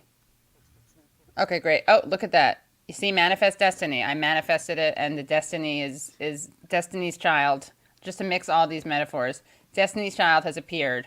And Justin, you there? Yep, I can Great. hear you. Okay. Awesome. So Justin, I'm excited to bring you back on, and also the last time you were on with Margaret Kimberly, author of Prejudential and editor at Black Agenda Report, and we were talking about how imperialism and regime change is it's really like not part of a lot of leftists' world vision and discourse. So I'm excited that you get to be here with with the fam and with Rania. Yeah. I Yeah, know. Justin, it's I nice know. to like see your face and Right. like, It's so interact. nice to actually meet you. I guess over online, but This is how maybe we all one meet day. now, so Yeah. it's meeting you. I know, It's like, right? This is how we meet. And Justin is an activist, also an LA Charger running back, and the host of his own new show, The Takeover. And of course, Yeah, Bri, everyone. Bad Faith co-host and former Bernie Oh, she's Sanders got merch. press secretary. I know. I really got Not it. yet. And it's not merch. I just got these made. We're having a really hard time finding someone to make merch that's like got a union bug. It's Right. like ridiculously difficult. So I just wear this non-union sweatshirt. But you donated to some good organization, right? Absolutely. Yeah. Yeah. You gotta do that. Yeah. And by the way, everyone watching, if you have any ideas for good like logos, taglines, I'm really trying to work that. Work that sounds exploitative. No, I'm not going to get rich off of it. I mean, I'm really trying to lean in, manifest that destiny of having some, like tagline. People gave some good suggestions about like what the show was and meant, and one of them was like an oasis of something. So then we started thinking about like oasis imagery.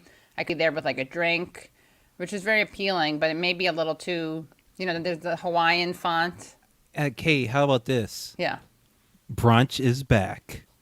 That's good. Brunch is back. Oh, Brunch is like I mean, what about if we're the anti-brunch? It's like How drinks. about- It's like how after about- dark. How about Oh, it like could be bottomless. brunches back? You could do brunches back and then like a bunch of euphemisms to go along with it, like children in overflow facilities, and like whatever else like liberals are calling what Biden does. Oh yeah. Oh my God, guys, I have to bring this character to fruition. I don't know if you saw this character I did. I recorded a voice on Twitter. Oh, I heard that. Yeah, it was really What are you fun. talking about? That there is a woman who identifies as a Jewish queer feminist who is also, I believe, a lawyer, and was explaining why it's really easy to see like what Biden did is problematic when you're not like a person who's been actually like on the border, and so I just wanted to like really invite everyone to like consider that. Anyway, there's nothing. That's just a certain. I'm gonna get It's a real canceled. I don't person. care. That's like a person who gonna get exists. canceled. There's a Yeah. lot of people. No, like it's a real. that. Yeah. Not to be confused with a different type of person who also touches the hair like that, but who was like, yeah, so like I'm like have family in Israel, and like you don't know this, but like they all wanted to leave, like all the Palestinians, like they had already left. And like it's not like you don't hear that, but like they're like very nice people there. They're like really grateful Actually say because that? Oh. yeah, I can say it's my yeah. I listen. Here's the upside to being what I am, which is that you got asthma and you can get a vaccine, and you get to make fun of certain types of people, including right-wing Israelis who talk like this, and it's not a big deal, but That's good. it's good, right? It's Benny Morris, for example, the historian who said Israel was founded through ethnic cleansing, and then he has a big. He walks into a cafe apparently, and there's a cafe. He has a cafe to drink. You're Then- scaring me. You're like scaring me not now. the- You sound like an no, Israeli he's- soldier. Like, He's not, I'm in no, Lebanon but then right what now. happens Don't is do he that. changes, he becomes right wing, and they say, Benny Morris, you said that Israel was founded through ethnic cleansing, now you want to bomb Iran. What happened? And he says, yeah, it was founded by ethnic cleansing. If there had been more, we wouldn't be living with this problem today. By the end of that, he got a little French. Apologies, I haven't had to maintain the No, but Israeli the accent Israelis, for the long. Israelis I did- I heard do the have, French. Like, You heard the French Israelis right do at the have end, yeah. like a French R. They do yeah, like a French ugh, R. yeah, It's like a, yeah. Oh, gotcha. it's really So it's not a big deal. And I have Israeli cousins, so I definitely can do that. Anyway, Israeli. Israeli. Israeli. Mazeh. I am Israeli. I shouldn't say that. Israel. So Israel. we That's can how. make it- That's yeah. Michael Moore did say I didn't care about my career. I have someone in my earbud, by the way. Like someone is backstage is getting very professionalized, as you can tell. So if I say things like a couple seconds later, I could just pretend it's a delay, but instead I just gave you guys information that just kind of makes everything more uncomfortable. Anyway, so that is how we do it, though. But anything that anyone wants to ask of Rania, because this is an incredible resource. And of course, we'll do the Nira rundown after, the Nira Joyanne Reid, but the read-in. But Rania, anything you wanted to ask Rania or raise with Rania or Rana, do you have any questions for these lovely guests? Or I could just ask some more questions. What's your favorite color, guys? Let's do that. We're going to do an icebreaker. Yeah. What's your guys' favorite color? I like purple. We knew that, yeah. As we've established. I Brie? like purple. I like yellow. You do. You wear yellow more than anyone I know. It's hard to wear. It's It not. is It's not hard to an easy wear. It's color not to easy. incorporate in your No. life, but I like it on kind of a principled basis. Yeah, I wore it once when I was on the show with you and Maria. Oh, hi, Maria. Did I mention everyone should say hi to Maria also? Red is my Maria. favorite color, but yeah. I love to wear red. In terms of wearing Oh, right. But rest. That's a different. red lip, all of that. yeah. Unfortunately, we picked our podcast colors, and they don't really go well with the red lip. So Oh, got it. No, you my could, own personal tragedy. right. You could do a purple. I mean, No, that's a thing now, right? yeah. I mean, I tend, my grandmother, whom I love and is a beautiful woman, wears a lot of purple lipstick, and Oh, I see, feel like right. when I put purple lipstick on, I look a little bit more in an age bracket that I don't necessarily. Right. Yes. This Right. Even though there is Harsh story. it's been appropriated. There's like a young, youthful purple, but for you, it's too hard to separate those things. I get it. Yeah. And Justin, your favorite color? I do like purple a lot mostly because I went to Northwestern. So, we were purple. So I wore a lot of purple. But I tend to like gray. I know it's kind of weird, but I do like Gray zone. We're can friends see with Gray gray zone. Gray. Yeah. the gray zone. Yeah, exactly. or Brianna Joy. Oh yeah, of course. Brianna Joy. There you go. I was There like, you wow, go. really, Right really here, likes guys. the Gray zone. Yeah, sorry. That's yeah. Brianna Joy Gray, obviously. Wow, I can't believe I did. Well, I didn't want it to be a conflict of interest. I didn't want to get in trouble for the ethics of that favoritism, nepotism. Yeah. And Leslie, who is wearing gray himself and wears gray a lot. Yeah, a little bit of gray. I went to LSU, and so I also, as well, love purple. Oh, purple. okay. Wow. Yeah. Oh, Although I interesting. mostly do black now, just because easier.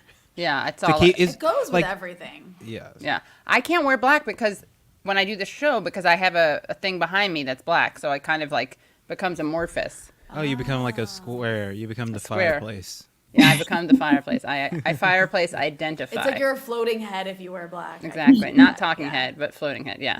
But yeah, it's true. It is true. Like I like red and I like wearing it. Sometimes people like, different colors from what they wear. Yeah. And people are commenting that Leslie has the smoothest voice ever. It's Oh, true, thank yeah. you. Yeah. Well, Ronnie, before you go, I guess I would want to know from you, what the worst and best, I guess, like, what should we be looking for from Biden, from his administration? I mean, we're going to get to the domestic stuff with Bree and Justin, but in terms of foreign policy, I think a lot of people, by the way, don't understand why the Iran deal is problematic. Like, because he's like, yeah, let's get back to the Iran deal. Can you explain why what he's doing is not really getting back to the Iran deal? Well, because the U.S. broke the Iran deal, like they ripped it up under Trump, right? And Iran tried to keep abiding by it, but the U.S. kept imposing these insanely crippling sanctions that were just completely crushing the Iranian economy. And so it's like at this point, now that Biden's in office, he's saying to the Iranians that we'll start negotiating with you about going back to the deal, but first you have to start abiding by the deal that we broke. But we're not going to give you any sanctions relief. Like the sanctions broke the Iran deal. The US broke the Iran deal, but they're putting the onus on Iran to go back to a deal that they broke before they're even considering, and they're also trying to put all these other things on the table. So they're like, well, Iran also needs to stop with its ballistic missile program, and it needs to stop, funding proxies across the region. It's like they're adding all these conditions while the Iranians are just like, get your boot off our necks. And so I guess for people who like want to know what should you be looking for with foreign policy, I think that given the amount of economic warfare that the U.S. is pushing against all of its adversaries, the most important thing to be opposing right now is sanctions. And it's really hard because sanctions is so unsexy, right? It's really easy to like oppose bombs. But like I explained, like sanctions do almost more damage to a country, to a society, to a culture than bombing an invasion can do. So people need to like be against sanctions, and there really needs to be a push to add the opposition to sanctions to like a left agenda. And then also people need to remember like all this talk that we're having about socialism and capitalism, like imperialism is capitalism pushed out abroad. Like it is capitalism. It's capitalism enforced on other countries in really disgusting ways so that you can go like exploit resources and find more capital and profit for these monopolies that are like decaying America as well. So it's like one fight. You can't think of these things as separate. They're completely connected. And then there's also the other issue of like, we're spending all this money abroad. We're spending all this money on 800 military bases and just endless bombing campaigns. Well, like we can't give people health care. Right. And it's like absurd. Like people need to start making those connections. They're completely tied together, and it shouldn't be two separate things. There shouldn't be this like atomization on the left where there's this group that does foreign policy and this group that does domestic policy. Like these things need to be connected, and these people need to be talking. So I do appreciate your show. I ended on saying that. I think it's really good that you're bringing that together. And I think that's really, really important. Thanks. I was now you can leave. I had fed her that line. I was just waiting for her to say it. Now that you said it. That's why I kept her here so long. No, yeah. Great. Well, yeah. And where can people find you, Rania? You can find me on Twitter at Rania Kalik, and my work is all over the place at a lot of different outlets. So I would say go to my website, raniakalik.com, and you can keep up with my videos, my articles. I try to put it all there. Great. Okay, thanks so much, Thanks, Rania. guys. Rania. Have a great Nice to meet you, time. Rania. See you next time. Thank you. Yay. All right, guys. So, how's everyone doing? Everyone's good? Great. I'm doing pretty well. I was a little Great. jealous of your little cocktail. I was yeah. rushing to You get want to here. have a cocktail? I can thank some Patreons while you do this. I got to thank some Patreons. So, get a cocktail. I mean, okay, I got a new lemon I'll grab Me squeeze too. one today. I'm very excited. Yeah. Justin, you want to go too? Here, I'll I'm very good at this now. Remember, I got Oh. very good at this. Watch this. Ready? Let's. Good All job. right. Boom. Except I do hear an echo somewhere, but I'm not sure where that is. Anyway, so does anyone hear that? Okay. Not that good at it, I guess. All right, let's see. No, Where do you're I have great. this? I got this. Ready? Here we go. Thank you, guys. New patrons. Ready? We got Annette Soul. Wait, do I say your last names or not? Probably just the leather. Say the Okay, first Annette name leather. S. Okay. I hear an echo. What is that? Okay, now I don't. Annette S. Bradley. Thank you. Amber B.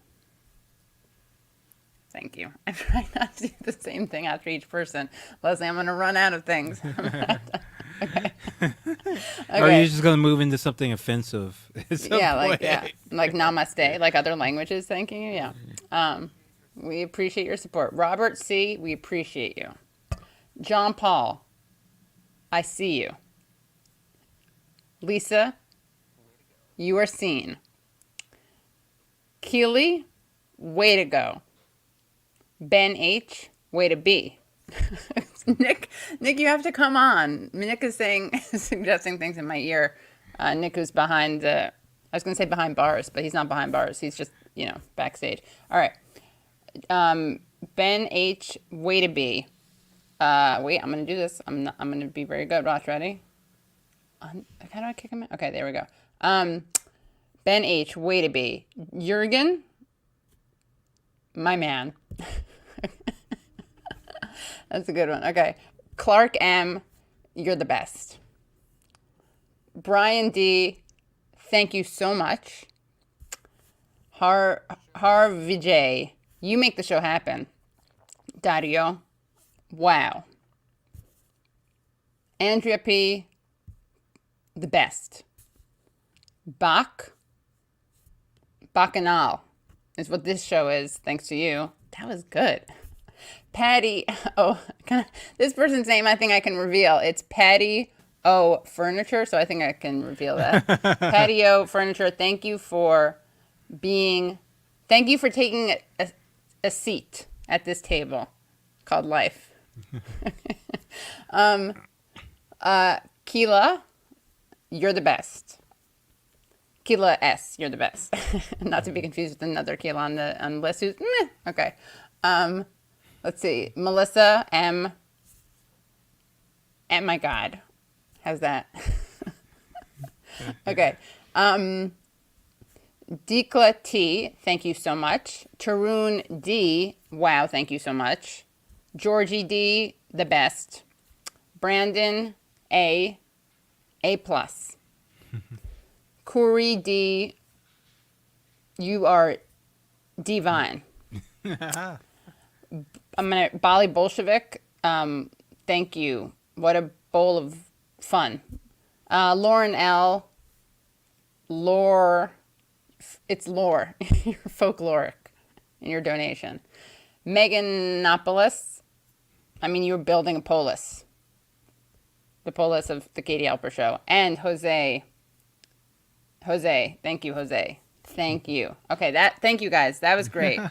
Wow. Isn't that great. good? You guys all were seen. Yeah. You got your individual things. And by the way, if you're just watching this, please share this. Please like this, share this, subscribe. I hope everyone here has subscribed. I'm not stoned, by the way. I hope everyone here has subscribed. Has everyone subscribed?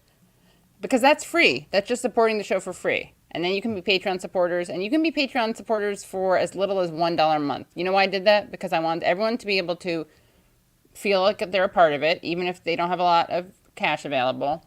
But also, you know what I did? I make it so that there's free content for everyone. So if you pay more, if you pay for $5 and you get extra, you get 1/3 to soon we're going to have 1/2. Okay. You're going to get 1/2. Sorry, you're going to get twice as much content soon. But right as of now, you get like 1/3 as much content, which is worth it. And we're gonna do other things. Okay, I have to cut. Nick, you have to mute yourself because just mute yourself, and then when you're not talking, unmute yourself. When you're talking. Sorry, guys. All right, I'm not wasted. I'm just really tired. I had one glass of I haven't even finished my cocktail yet. Oh, Katie, how long have you been streaming? Oh, just 2 hours.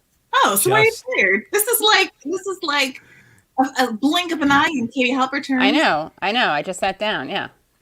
But you're saying I should be tipsier, Well, or? I'm wondering why you're so tired today. Oh yeah, no, just because I didn't sleep enough last night. That's why. Oh, I'm sorry. Yeah, no, it's okay. If you're not subscribed, subscribe. That's very true. So let's see, guys. You want and thank you, Bride's Biscuit, for feeling the love. So let's see if we can get 5 more Patreons tonight. Help Katie sleep better tonight. Yes, Yes. exactly. That's what I was tossing and turning. Yes. Yeah, I mean, honestly, if you do have any ideas for what you would like, okay, Leslie, please don't let me read a comment in there. That's so terrible. Don't Nope, read the I'm not mean gonna read comments. that. I'm gonna read a nice one. Here, look at this. This is nice. Yay, Brie and Justin. That's nice. Yes. Someone wrote a comment under there that I can only gather and assume is projection, and I'm sorry that you feel that way about yourself because it does not land over here. How many Okay. mean comments are you getting? Wow. Just one. Someone said I was, yeah, Greek. Take I me away heard from that. I heard Rania earlier say she had an amazing phrase. It was like unearned arrogance. Yeah, Just yes, unearned arrogance. Yeah, yeah. I'm curious if you've noticed a pattern or certain. This is a very poster subject of conversation. I apologize for all of the normal, well-adjusted, healthy people who don't spend their time. Watching YouTube at 9 p.m. Right. Yeah. I have found Pandemic. that I know that there's a certain framing of comment that extremely triggers me very much. And I know that by saying this, I'm inviting that kind of comment. However, Right. I've also taken to just immediately muting this formulation of comment. So it's made my life like actually very nice. Yeah. Now that I've identified what bothers me. It's the one that says, I love you, Brie, but But the worst. I really, The worst. used to respect you, but now But what happened or what happened? That's another one. In a disproportionate, what happened exactly? A disproportionate number of those, I think, are not real.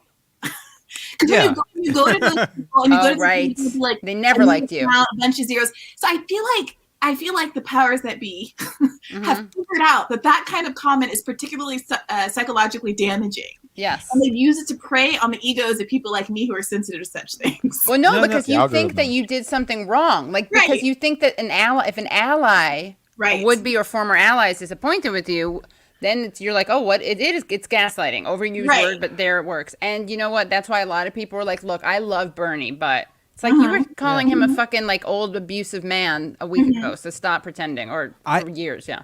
I had this exact thing happen to me, and I busted them like faking being fans of me, like because they were very low level posters. They have a little podcast, not going to say the name, but they were getting mad at me because of Jack for some reason, and so some guy replied to me like, I used to be a huge fan of yours, but this is very disappointing take, and immediately it had like 9 likes, like. There's not 9 weirdos that are ever going to be mad at me all at once Right. in a reply. So I looked, and it's like every single account of the 9 people who host their podcast. Oh my God. They fave every one of That's everyone's tweets. Hey, that's so- solidarity forever, so, right? Yeah, It's busted. solidarity for now, yeah. That's so fun. So you busted them? Yeah, Did I they love say busted. anything? No, they just What are they couldn't gonna say say? anything because I busted them. They tried to run a little like psyop on me, exactly, Bree, because people know that will make you second guess Yes, yourself. exactly. It's undermining, yeah. So Shane think- W, thank you. Oh, sorry, Justin, keep going. I think Or to you. Near Tandon might have a few thousand more trolls out there first I mean, now because yeah, I know she is pissed. guys, we're gonna get to Nira and Joy. Can you feel we're gonna be exploring some joy tonight. Joy to the world. Okay, so I want to thank, by the way, Shane W. Okay, graphic designer here, eager to help the cause. Great. Can you rate your? How do I get? What do I do now to get in touch what- with this person? Do you have at Katie At on Katie. Twitter. At me, yes. At me in one of the tweets that about this. Yes, at me. Because I do have closed DMs. Let's see. Mister's Law. Shout out to Bree for hosting Adolph Reed et al. Earlier. That pod was stellar. To y'all, how do you respond when moderate rebels and extreme centrists dismiss our arguments as privileged cosplayers? Ooh, good question. And by the way, everyone can look at the we had Adolph Reed on. When who dismisses? I'm sorry. When moderate. When moderate rebels and extreme centrists. I think he's having a little. They're having a little Moderate wordplay. rebels. Yeah. Sorry, that's it. Moderate rebels is I believe like we were just talking about that with it's basically. Oh, thank you, Nick. So The there's moderate yeah. rebels Yeah. overseas Red- and like Yeah, moderate Red- rebels yeah, is who end up being ISIS. exactly. That's so Ben Norton and Max Blumenthal is that their podcast is that, and it's making fun of the way that the U.S., especially like endless war imperialists, will call people who are actually not allies at all. They'll call them moderate rebels instead of like they'll call like super people who Ronnie was saying would want to kill her family. They'll call them because she's an ethnic religious. She's Druze, by the way, Druze. Shane Bauer, by the way, called her. Oh, she's Druze? I didn't know Yeah. that. I'm sorry. I have to disavow this entire. That literally happened. That literally somebody tried to cancel her for her ethnicity. Oh yeah, Shane Bauer. I'll name names. Yeah. He said he was like her position is a generic sectarian Druze position. Then we start so Gabe Pacheco and I started calling her a basic Druze bitch. I mean, we said it to her. She liked it. She embraced it. Yeah, generic, but yeah. But so yeah, sorry. So shout out to. So the question is, how do y'all respond when moderate rebels and extreme centrists dismiss our arguments as privileged cosplayers?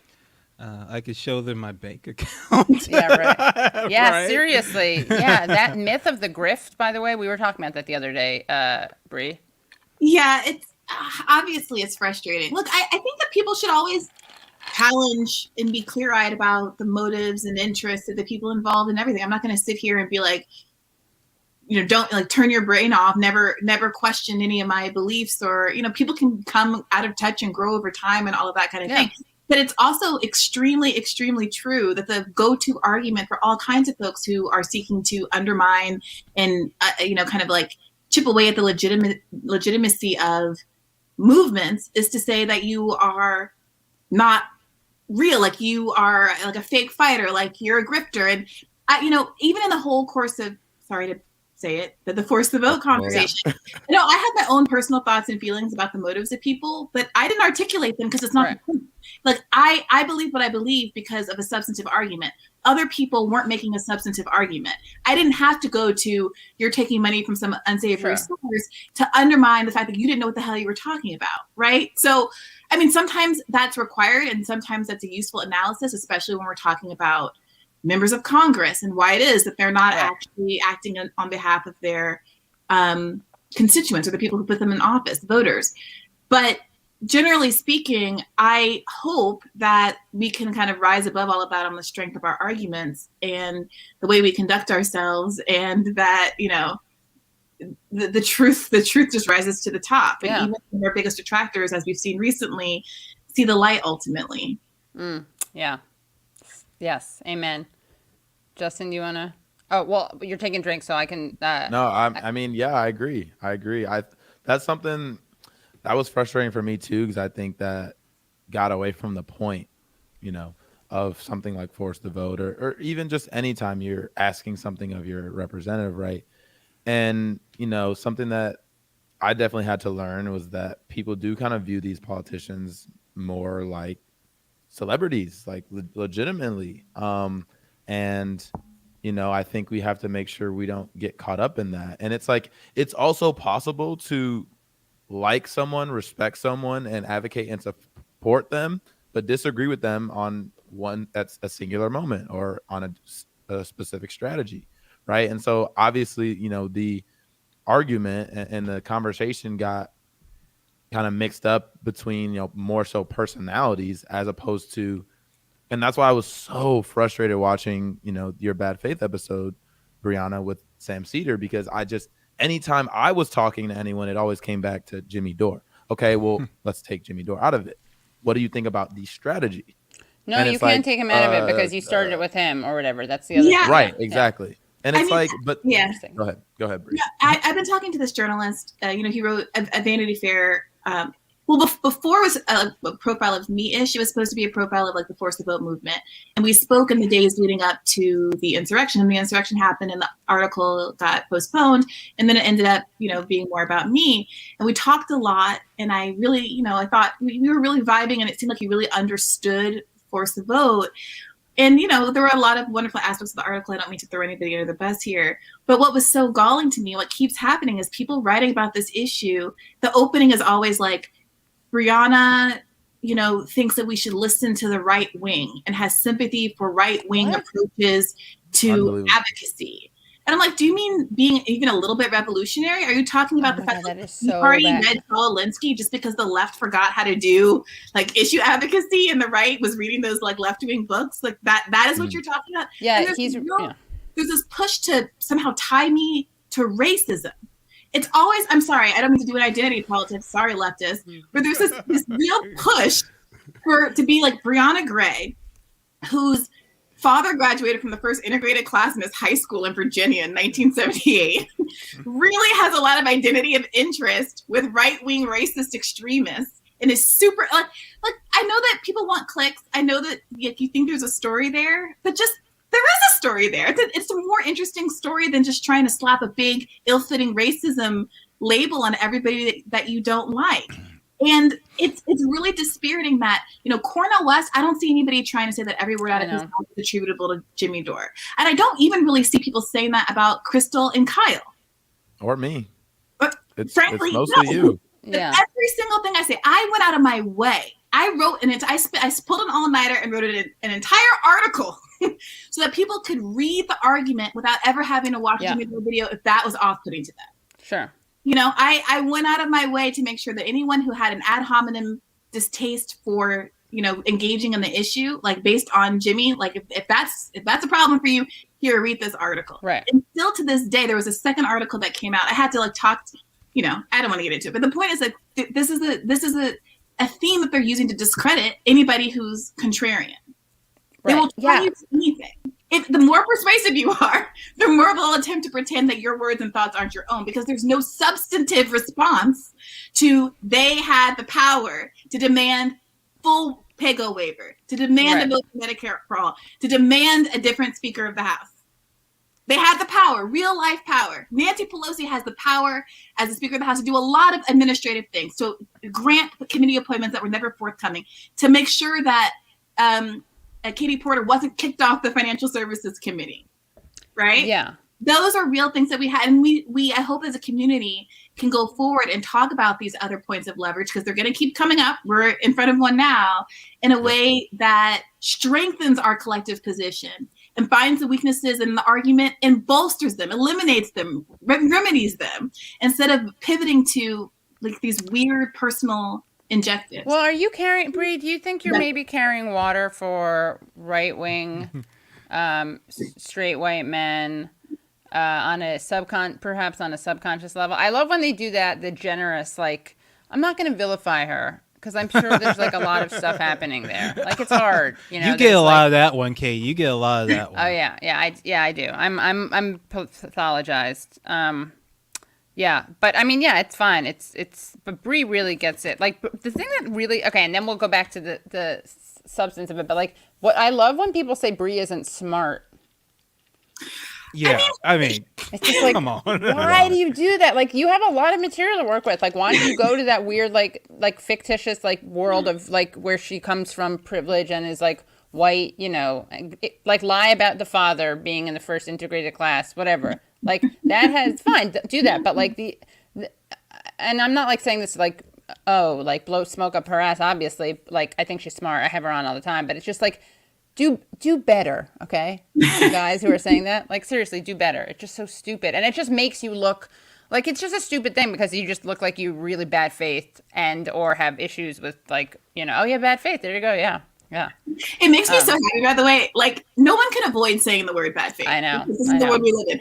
So I listen to all these podcasts that I know hate us and don't share our ideology. There's a, but not, I shouldn't say hate us. I shouldn't speak for them or impute their motive. But I'm listening to there's an episode of Pod Save America that's called Extreme Bad Faith, and I listen to people in the news say bad faith, and I in my head I see Julianne Reed flinch as she catches herself. Right. I can't help but think of us now when they say it. It's with Useful Idiots, the name of because they call it. I love when they're really.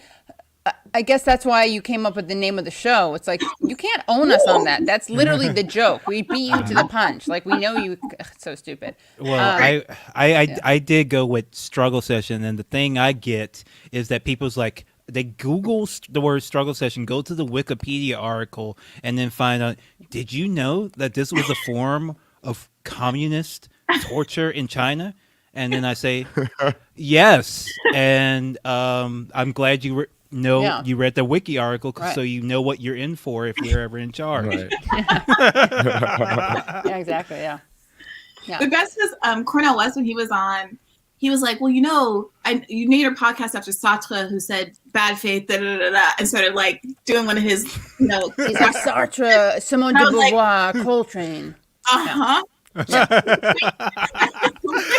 Yeah. That's really funny. Keep it together. Keep it together. Yeah. We did on Useful Idiots, by the way, we did a thing. You I think heard this, Brie, where I predicted all the people he would mention during the episode. And like the I was like, tell Matt Taibbi, I was like, okay, I'm predicting Coltrane. We're gonna get a Coltrane. We're gonna get a JFK. We're gonna get a Brother Bernie, obviously. Yeah. Anyway, but it's ridiculous. And hold on one second. So thank you for the graphic design, and then thank you, Sergio Bastia says, wow, thank you for that Canadian donation. We love Canadians. We need to build an app for progressives to showcase the voices, broadcast, media of leftists in one place. Unite. Email me. What's your email? Yeah, I don't. Yeah. Are you on? There is Well, it's something. kind of like Rothkin, huh? Oh yeah. What is Rockfin? Yeah. Rockfin. not Rockfin, right? Yeah. Rockfin. Yeah. Fannie Lou Hamer. It's true. He dropped the Fannie Lou Hamer. Yeah. He did not drop. He did not drop any Virginia Woolf, but I'd like to. Yeah. So, do you guys want to talk about what's happening now with the Dems? Yes, please. Okay. Yes, please. And then we'll. What should isn't we- happening And we'll with do the that Dems? with. And then we'll go to the Nira. Thank you, Sergio. Great. Awesome. We'll do that. A fellow Chilean here. Fellow with whom? I gotta come clear. If I pass as Chilean, I thank you, but I'm not. Are there any Chileans on the show tonight? I Chilean stan. Okay, well, let's see. Do you guys want to talk about Nira or well, actually, they go hand in hand because as we called out the other night, they're fighting harder for. Well, no, not just us. Some like normie reporter asked Jen Psaki why they were fighting harder for Nira Tanden than they were for the $15 minimum wage, and maybe that's what really pushed them over the edge and made her. That's it. A lot of leftists were kind of claiming credit on the internet, and some were attributing it to me, but I don't think that's what it is. It's when No, I'd love to. I mean, if I hadn't made that Patreon only, that episode with you, maybe yes, but it was Patreon only, so no, yeah, just kidding, yeah. Yeah, you know you're really being influential when you have. I mean, maybe that reporter's like a flaming communist. I don't know. I don't know who that person is. But when you have what is likely just a normie reporter connecting the dots in that way in an extremely viral clip, I think it's time for everyone to say we're just going to let this one go. Now, Yeah. I think the Nira watch is over. Because, like they said, they're going to try to put her elsewhere in the administration. And the Right. narrative is, oh, it's because of her tweets. And then she couldn't get confirmed because she offended all these Republicans. And so, substantively, the mainstream isn't aware that there are substantive criticisms of her and that she doesn't belong anywhere in this administration. And so, it's not going to be the Republicans that keep beating that drum. It's going to be the left. So, Right. I work with that. Right, yeah. No, yeah. I mean, someone was like, there's some person at GQ who wrote an article, just so you get a sense of her political, like, insights. Her other article at GQ was like Biden being a Peloton president. So it was about yeah, I guess he does Peloton, the bicycle thing. Oh, That's yeah. the kind of, yeah. So she was like, security risks of it. oh my God, I didn't even get that far. That's hilarious. But she did a thing about how, it's the strength of the, what was it? It's not the tweets. It's like the strength of the left and this interesting alliance between Lindsey Graham and Bernie Sanders. Like, did you see Bernie Sanders talk about Nira Tanden? Like, he used so much self-restraint. He didn't say anything about her. Do you know what I would have done if I were in his position and she had done to me what she had done to him? I would have read, well, as you know, I would have taken out all the receipts. But he's so gracious about it. And then I'm like, if only, I would love it if that were why. Like, I would love it if it was the leftist disdain for her. But the sad thing is, no one cared. Like, the Biden administration was either trolling or totally indifferent. Because as we said earlier, Brie, on a couple episodes ago, it's like, there are lots of people who have the terrible politics Nira Tanden has, who don't inspire the recognition and the kind of hatred that Tandon does, because she is so vitriolic and so such a mean girl online. But that wasn't it. It wasn't because of the left. Like, we enjoyed that, but and honestly, anyone who starts to talk about how the Republicans who are upset about her tweets are hypocrites, I'm like, just close your mouth. We don't need to hear that.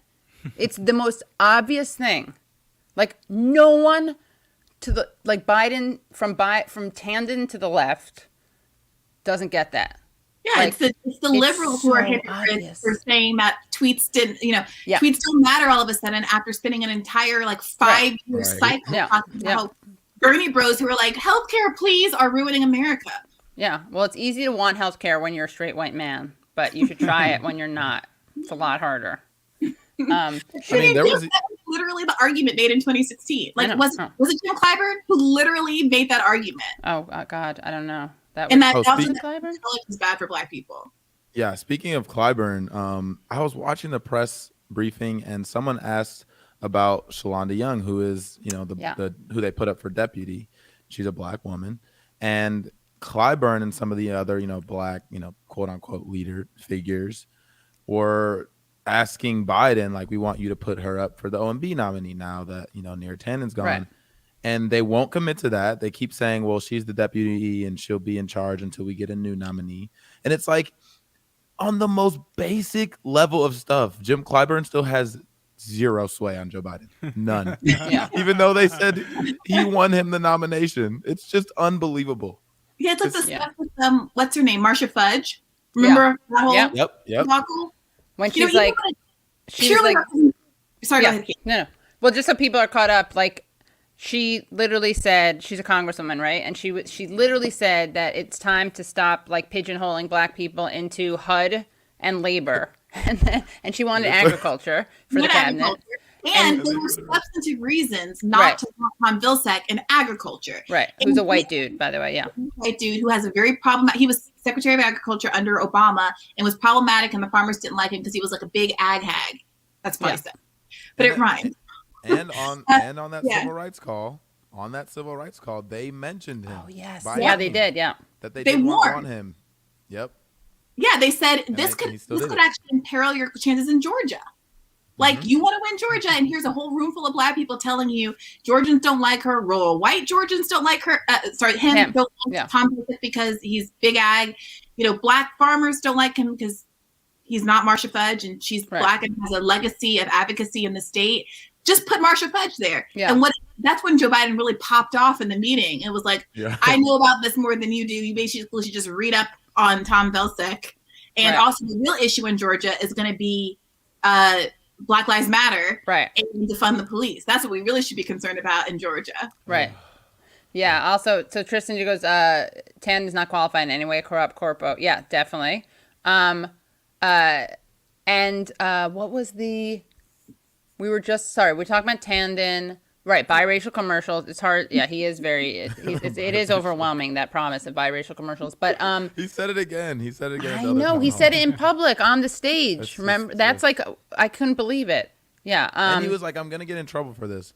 Which yeah. lets you know he does know I know. that Yeah. what we say, he just can't- doesn't care. Yeah, he can't claim mental incompetence or whatever in court. Yeah, he's aware of it. Yeah, he's the being mens puny. rea. Yes. So maybe should we start? So what are they doing? What's the latest on the $15 thing on the COVID response? Do we know? I don't know that there's been any development since, Okay. I don't know. I was going to say they're Wednesday, still- but that was just yesterday. Yeah, No. they're still debating in the Senate. I am interested because apparently Bernie's going to put up a bill.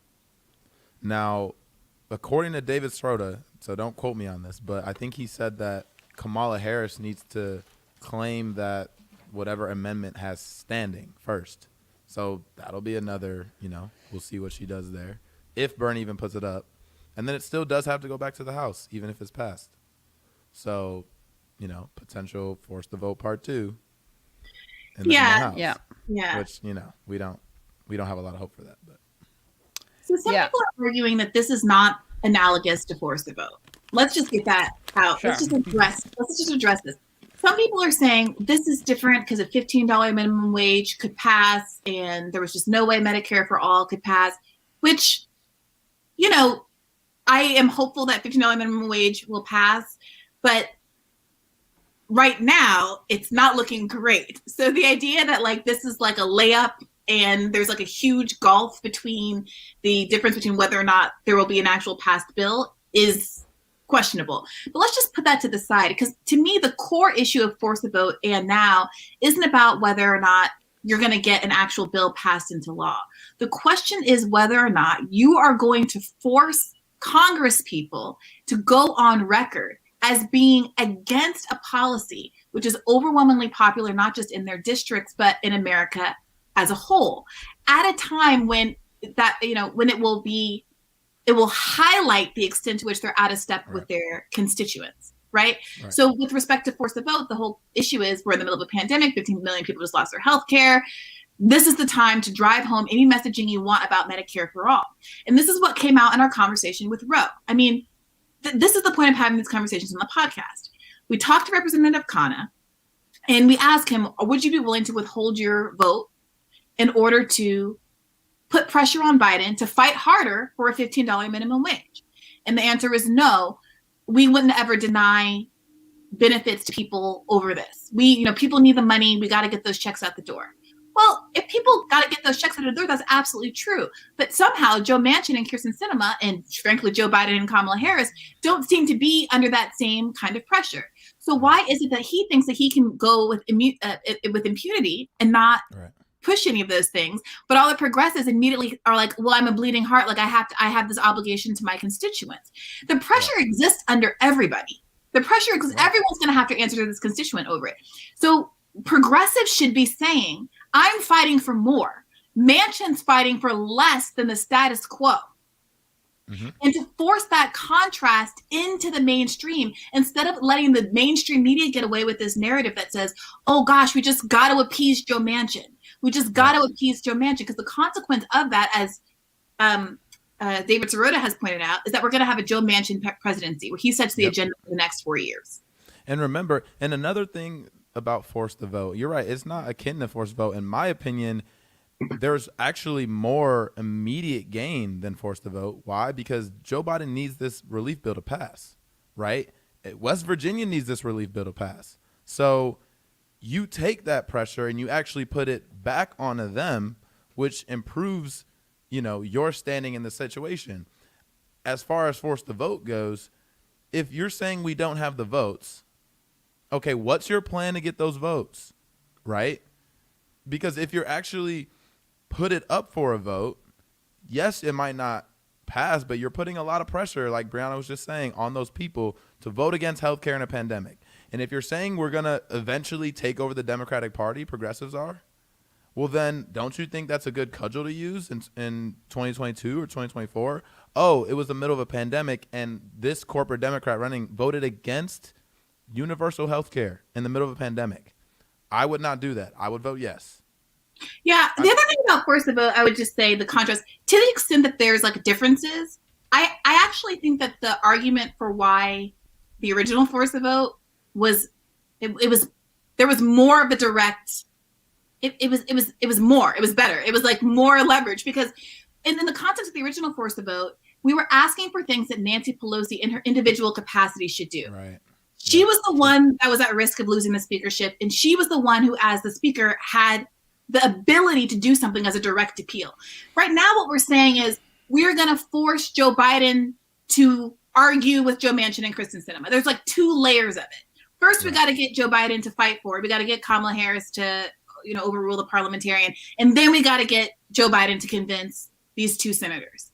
In the original Force the Vote, all we were saying is Nancy Pelosi is the one that has the problem. She's getting kicked out of her position. And she's the one who, as Speaker of the House, can unilaterally decide to hold a vote on Medicare for all, to appoint people to various committees, to get rid of PAYGO. She could do that in her unilateral capacity, which is why that was such an important inflection point. Now, I don't say that to like retread old garbage and to like pick at old scabs or anything. But I do say that to say, if you're frustrated with calling this a new Force the Vote because you think that this is a more, prime or like, opportune moment than the last one. I actually think it's a little more attenuated and a little harder. It is the more ask is a little difficult, harder yeah. because there's another layer. We can cry to Joe Biden all day and night, but it doesn't mean he's actually going to be able to get the votes. Right. But we do want him to try. And you're right, it is more difficult, but it's almost more imperative. I mean, really, is this $15 minimum wage, if it doesn't get in now, it's, I mean, what can you say is more imperative than healthcare? I think, we should have done both of them. Right. But it's just, this is a difficult moment. And this is what they did with the CARES Act. This is what they did with the last relief bill. They're going to say, look, all these people are struggling. What are you going to do? Not get them X, Y, and Z? They're going to say that on the reconciliation bill on infrastructure in the fall. They're going to say it on every single bill. You know the playbook. So, when are we going to start, reacting to that or having some type of strategy to combat that? Because you know it's coming. That's And such I want to see, please bring me on CNN or MSNBC and ask me why I'm holding up this bill. Please. Right. I dare you, because you'll find out what I'm trying to get for the American people, and that's going to go broadcast out to millions of people at once, and it'll get played on social media, right? So they need to fundamentally change the way they're looking at these issues and see how they can take advantage of this situation, as opposed to, the corporate media is just going to crush me, and we're not going to have any power. What do you mean? You're already not being listened to, right? Like, what do you have to lose? Yeah, David Dayen, when he was on, he was like, sincerely, like, curious. He didn't get why people like Ro Khanna, and I'm a big Ro Khanna fan, and I've had him on the show, and like you said, Bree, I think he's willing to like withstand hostile questioning, which I'm too chicken to really engage in, honestly. But he'll go on shows like yours and Jimmy Dores, and other shows where I could potentially ask him something. In fact, on Useful Idiots, I said, what does Biden need to do? Like, what is the most disappointing thing about Biden?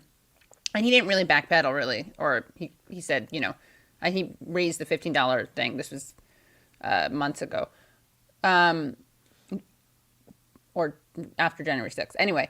But I do think that, like, David Dayen's like, what is their fear? Like, why are they afraid of Pelosi? Like, what is it? And I think what both of you are saying is true. In some ways, it's like, it was a much easier, much like from point A to point B with Force the Vote. It was like wonkier, but more straightforward.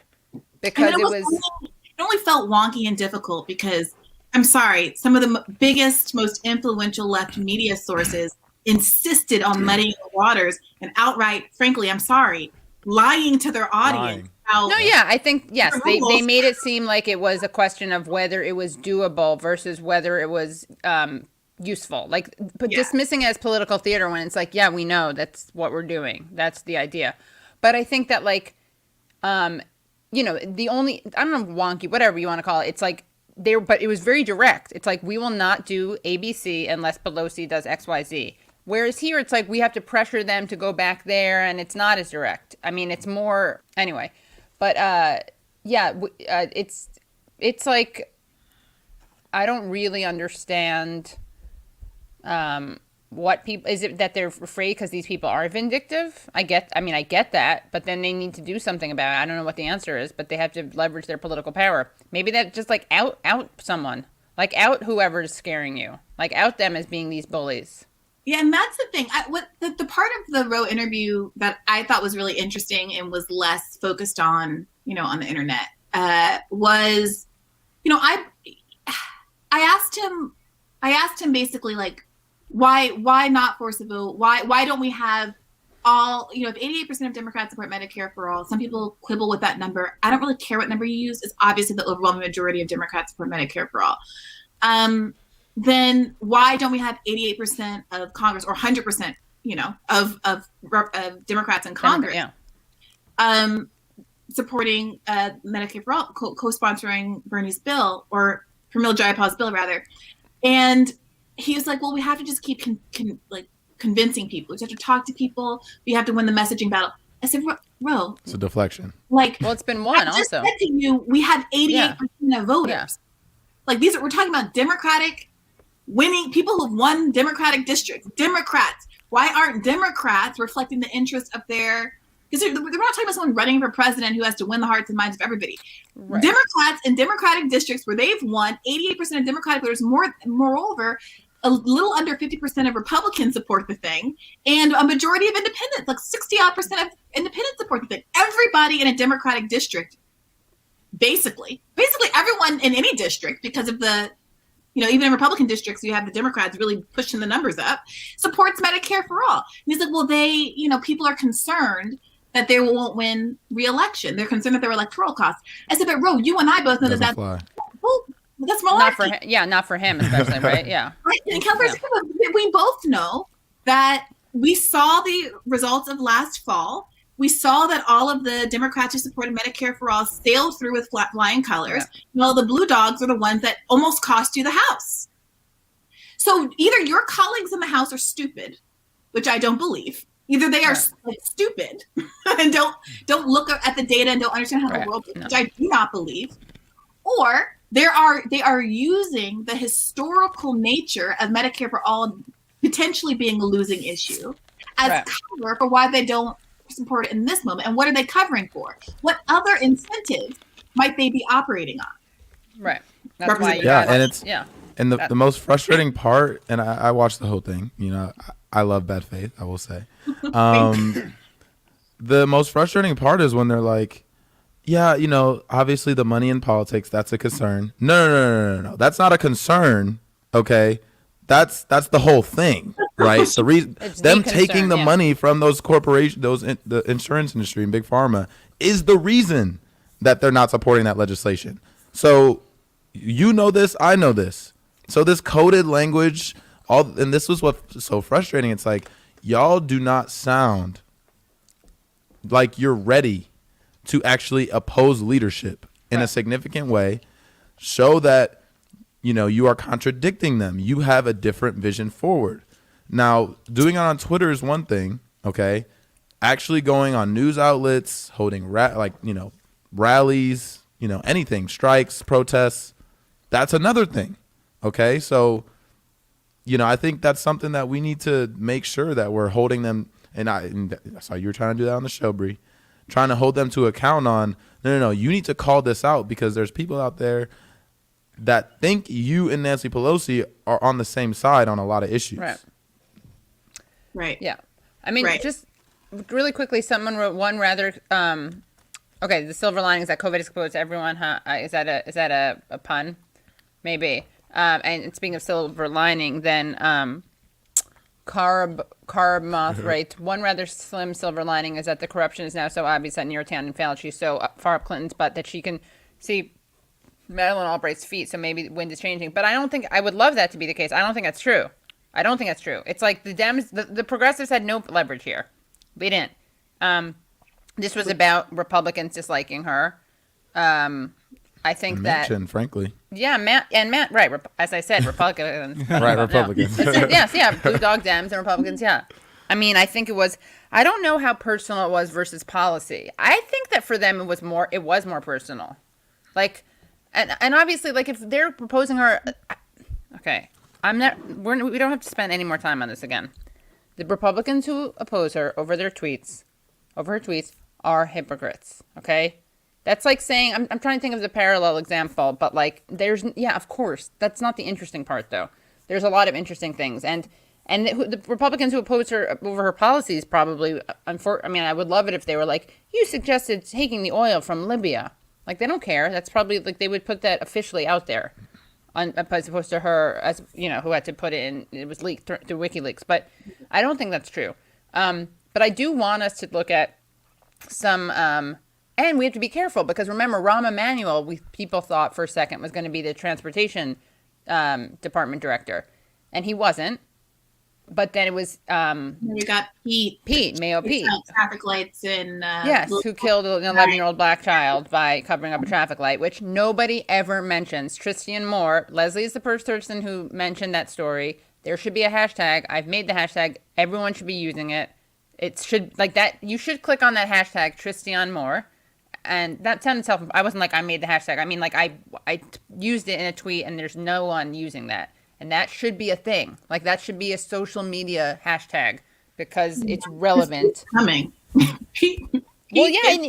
And it's like, even if you want, look, I expect all of his people to come in with like stats and be like, oh, actually, he probably saved more life, whatever. But like the fact that they don't even have to mention this kid is like just disgusting, absolutely disgusting. And that the fact that they don't think for, I mean, it's kind of similar to the Nero thing. Like, we know that these people are awful, but I thought that they had the decency kind of to like cosplay, not decency, the wherewithal to cosplay as decent. The ID Paul stuff, it's like, if they were at least consistent, I could respect it. Yeah. Do you know what I mean? Like, disagree with it politically, but like Right, respect. Yeah. It's frustrating, obviously, to think, identity isn't destiny. People are allowed to have a whole diversity of thoughts and opinions in a group, and that's why it's a problem. But at very least, if you're consistent in your crazy ideology, there's a certain level of like, okay, well, you're wrong, but okay, you're principled, I guess. Consistent. And that's what I feel about like Mormons. Like, I disagree with you about stuff, but like they commit to their religious principles in a way that other people don't necessarily. I'm like, all right, they schlep all over. Yeah.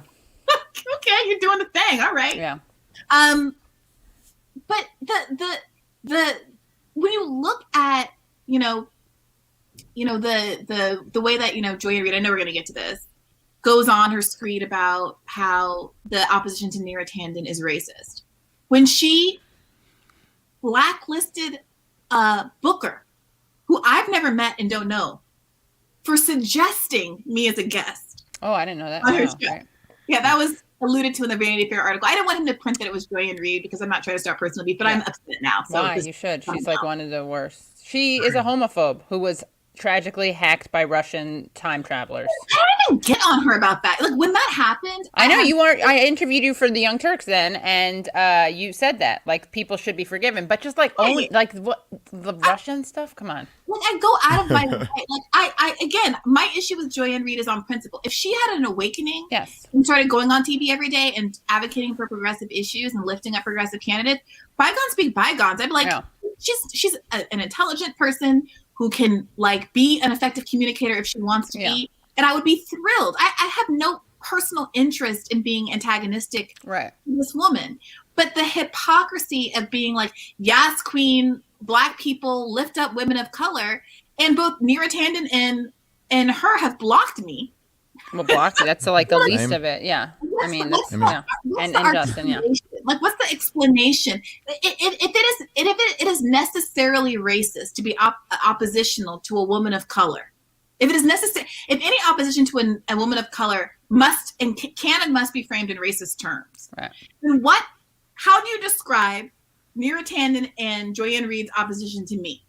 Well, because you are carrying what is it? You're carrying water for white supremacists. You're white adjacent. You're white adjacent. I mean, okay, let's go into that. We have two videos. That's good. I like that. I'm bisexual. Pete and Kristen. Cinema are awful. Tony says it. You heard it here first, ladies and gentlemen. What's this video? And by the way, people, if you want to reach me, you can DM me. Thank you, Maria, for reminding me of this. DM me at the Twitter for the show, which is Katie Halper Show on Twitter.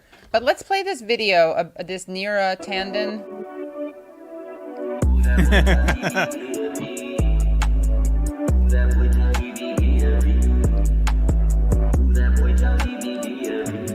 And this is called the Neera Tanden Cam, I believe. Is that Fan what it is? Cam. Fan Cam, yeah.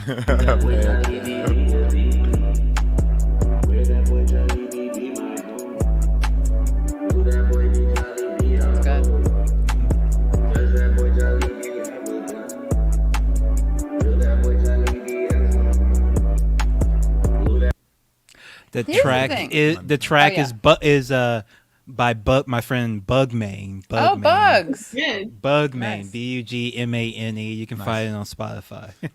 Well, what's is that the same as Bugs? You call him Bugs, right? No, he's just Bugmane. Yeah, but I heard you calling him talking about him Bugs. Like I think it was a nickname. Bugs? No, I don't have a friend. Are you sure? Bugs, No, but I was Bugmane. Sure. No, but I think you were like Bugmane. That's Bugs. Like I think it was like if you were talking about Katie. I would never like, disrespect the Bugmane by shortening his name. No, I thought you thought it was Bugs. Maybe it was Bug. Maybe it's just Bug. Bug. You know the thing that's sad about Neera Tanden is that like I feel she's probably really fun to hang out with. Like if we were all on the same team, like she's catty in a way that I am. Like I mean, I like to think that the difference is I have principles and I'm catty for a cause. But, like, she's kind of, like, funny. Maybe. I'm going to tell you a story about how Joy-Ann Reid and I were once in the same room. Yeah, and then we're going to play Joy-Ann Reid's thing, yeah. Maybe I shouldn't talk about this. Maybe I want to hear it. I know. You we mentioned wanna it. Hear it. Too Well, late wait, now. do we want to play it after or before the readout? Should we wait so you have, like, more, so we're more objective? Show the Let's do video. that. Show the readout, and then we're going to respond to it. Okay, ready? He scoffs at policies like providing supplemental unemployment. I know her. I also know what God, she guys, is. this is really important. Okay, ready? Remember, lived experience. Okay. I know her.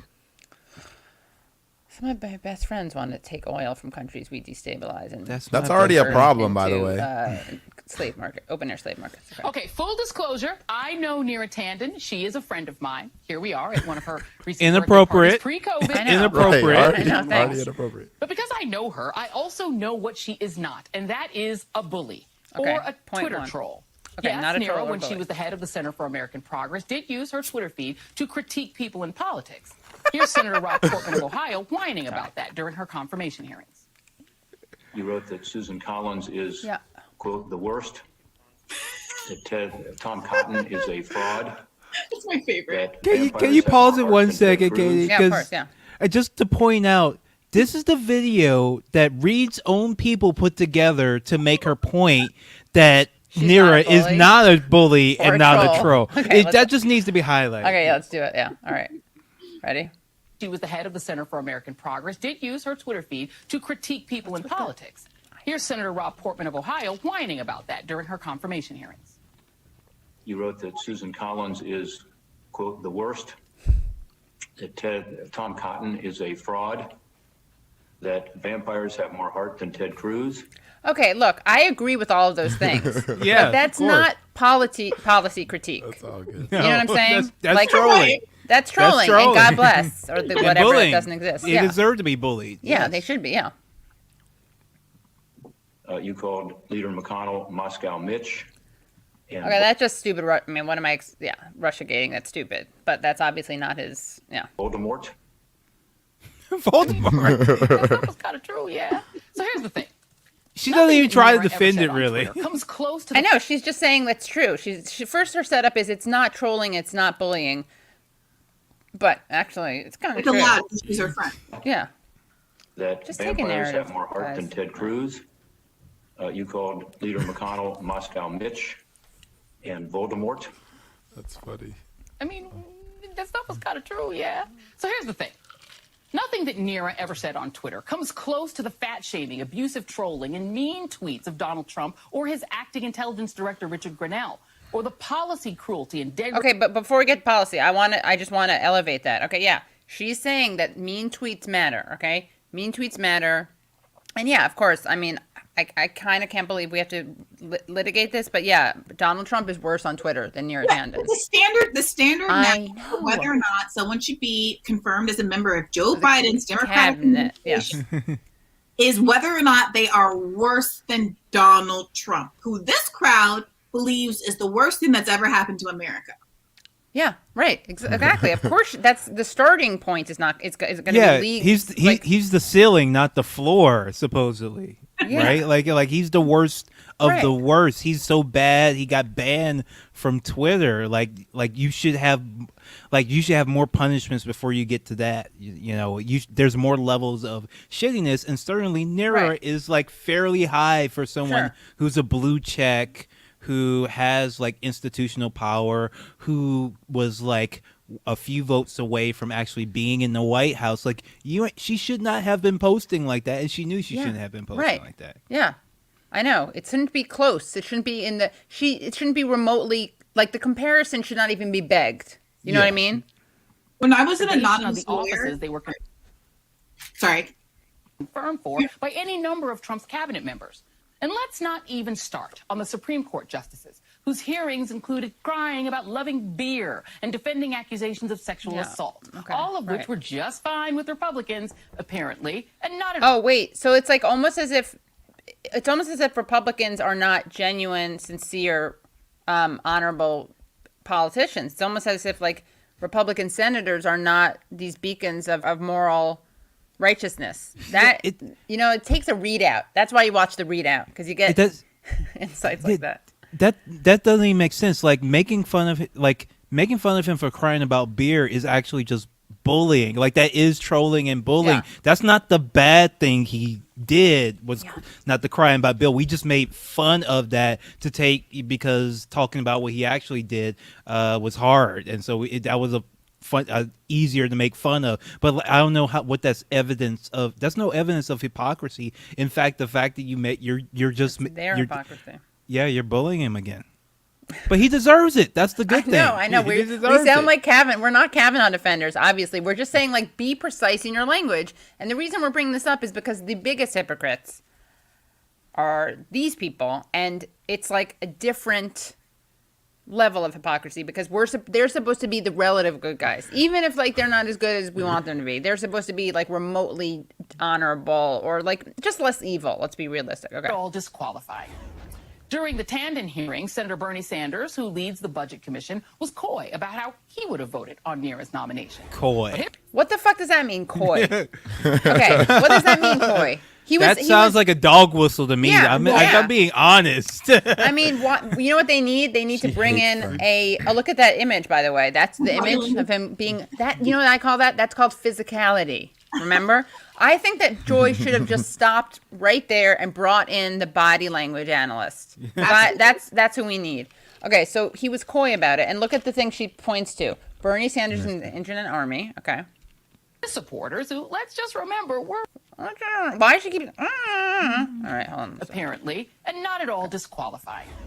During the Tandon hearing, Senator Bernie Sanders, who leads the Budget Commission, was coy about how he would have voted on Neera's nomination. But his supporters, who, let's just remember, were rather famous for Twitter trolling and combat-style use of Twitter themselves, were high-fiving. Rather famous. And we never did find out how Kristen Sinema planned to vote on the nomination. The conservative Arizona senator remained tactically mum. What we do know is that Neera Tandon, a woman of color, was made to apologize on television for tweets. The lead Democrat responsible for torching Neera Tandon's nomination to become the first woman of color to lead the budget office, which would have been a huge feat for a child of immigrants who grew up on food stamps and lived in the projects with her single mom as the family clawed their way to the middle class. The person most responsible for making the math impossible was one Joseph Manchin III, considered the most conservative Democrat in the Senate and the scion of an old-time West Virginia political family. Now, to be clear, West Virginia is a rather particular state. In many ways, it functions. You see that Rachel Maddowism, by the way? Total Rachel Maddowism. Rather particular state, yeah. That's the least It's of like it, a fossil fuel oligarchy. Its sole billionaire is also the current governor, coal baron Jim Justice. And for a southern state, it's very non-diverse. More than 93% of the population Why is she talking shit about West Virginia? At 16%. What did West Virginia do? And Manchin is well known to the nearly 1.8 million residents of his state. He used to be the governor. And this is peak Joanne Reed. It's like she doesn't look at anything about like why people in West Virginia should not be voting for this person. Do you know what I mean? It's all unidimensional, race-based identity. Even with her internal logic, and this is what used to get me about Ta-Nehisi Coates too. Within their internal logic, if you want West Virginia to vote differently, if you want Joe Manchin not to exist, and all the people who live there are white, and white people are racist and just hate black people, and that's just the way the world is. It's the only thing that they ever think of when they go to the polls. Then why frame everything you want them to do in racial terms? Because clearly, by your own logic, they hate black people and they won't vote for something if it helps black people. But I'm not saying that's true by your logic. So why is it that every single policy you want to push is like only if the black people only are helped act, which are exactly. That'll get to them. Isn't that an argument for universal programs? Hey, white people, let me trick you into voting for this because it helps you. Bree, that's such a salient point. I had to write a lot about Coates, and he specifically talks about white people as being, and similar to how Fanon talked about, Frantz Fanon talked about him, like being like under this grand delusion of whiteness. Well, how do you break that spell? He talks about it in very explicitly mystical terms. I don't know how you're breaking the spell with the, as you said, the only help black people act of Right. 2020. I don't know. He never has an answer for that. And really, his writing is so like pessimistic and fatalistic in a intellectually unserious way at times that like he doesn't really have any answers past that. That's why he's writing like comic books in the new Superman movie now instead of writing about Well, politics. I do think that, I get it what you're saying, but when you take past the, what is it, help black people only to, H571 bill or whatever, and then you combine that with a call to check privilege. That is how you get him. That's how you get really the racist white voter. That's what you do. You get the white Southern racist voter, not on there, but you combine them, and it's like, something happens. And that's the part of the D'Angelo discourse that's frustrating. Sometimes I think the left goes a little like a concentrate. Oh, Robin D'Angelo is like the worst thing ever, and we're gonna do all the podcasts about it. And it's like, okay, it's annoying. I get it, but like the part of the Robin D'Angelo thing that is, I think, a problem is the extent to which liberals really do think that we can Robin D'Angelo our way out of this trouble. So if we go into enough like corporate boardrooms, like the thing about that discourse was most of the people talking about it had never really been in corporate America. God bless you. I don't recommend it. Right. But they were like talking about it from like a 5,000 feet distance. I've been through some diversity trainings in my life, and they are terrible and completely unhelpful, but they're addressing a very different scale of problem. The critique of Robin D'Angelo could be your HR issues, which are legitimate, like it's a hellhole and it's terrible and someone needs to be figuring it out, are not the same thing as how to get masses of people vote for policies that can make the country better. Right. And that's the critique. Don't oversubscribe what Robin D'Angelo, the problem that Robin D'Angelo is trying to address or trying to target. And the whole Kindy X, like Ta-Nehisi Coates phenomenon is basically using the interpersonal issues that elite blacks face and extrapolating that globally and saying, my biggest problem is that my partner told me my curly hair made me look like a clown. True story. And that was irritating, but not a basis for a political movement. Right. Yeah. The curly hair does not make people look like clowns act. Education Act, yeah.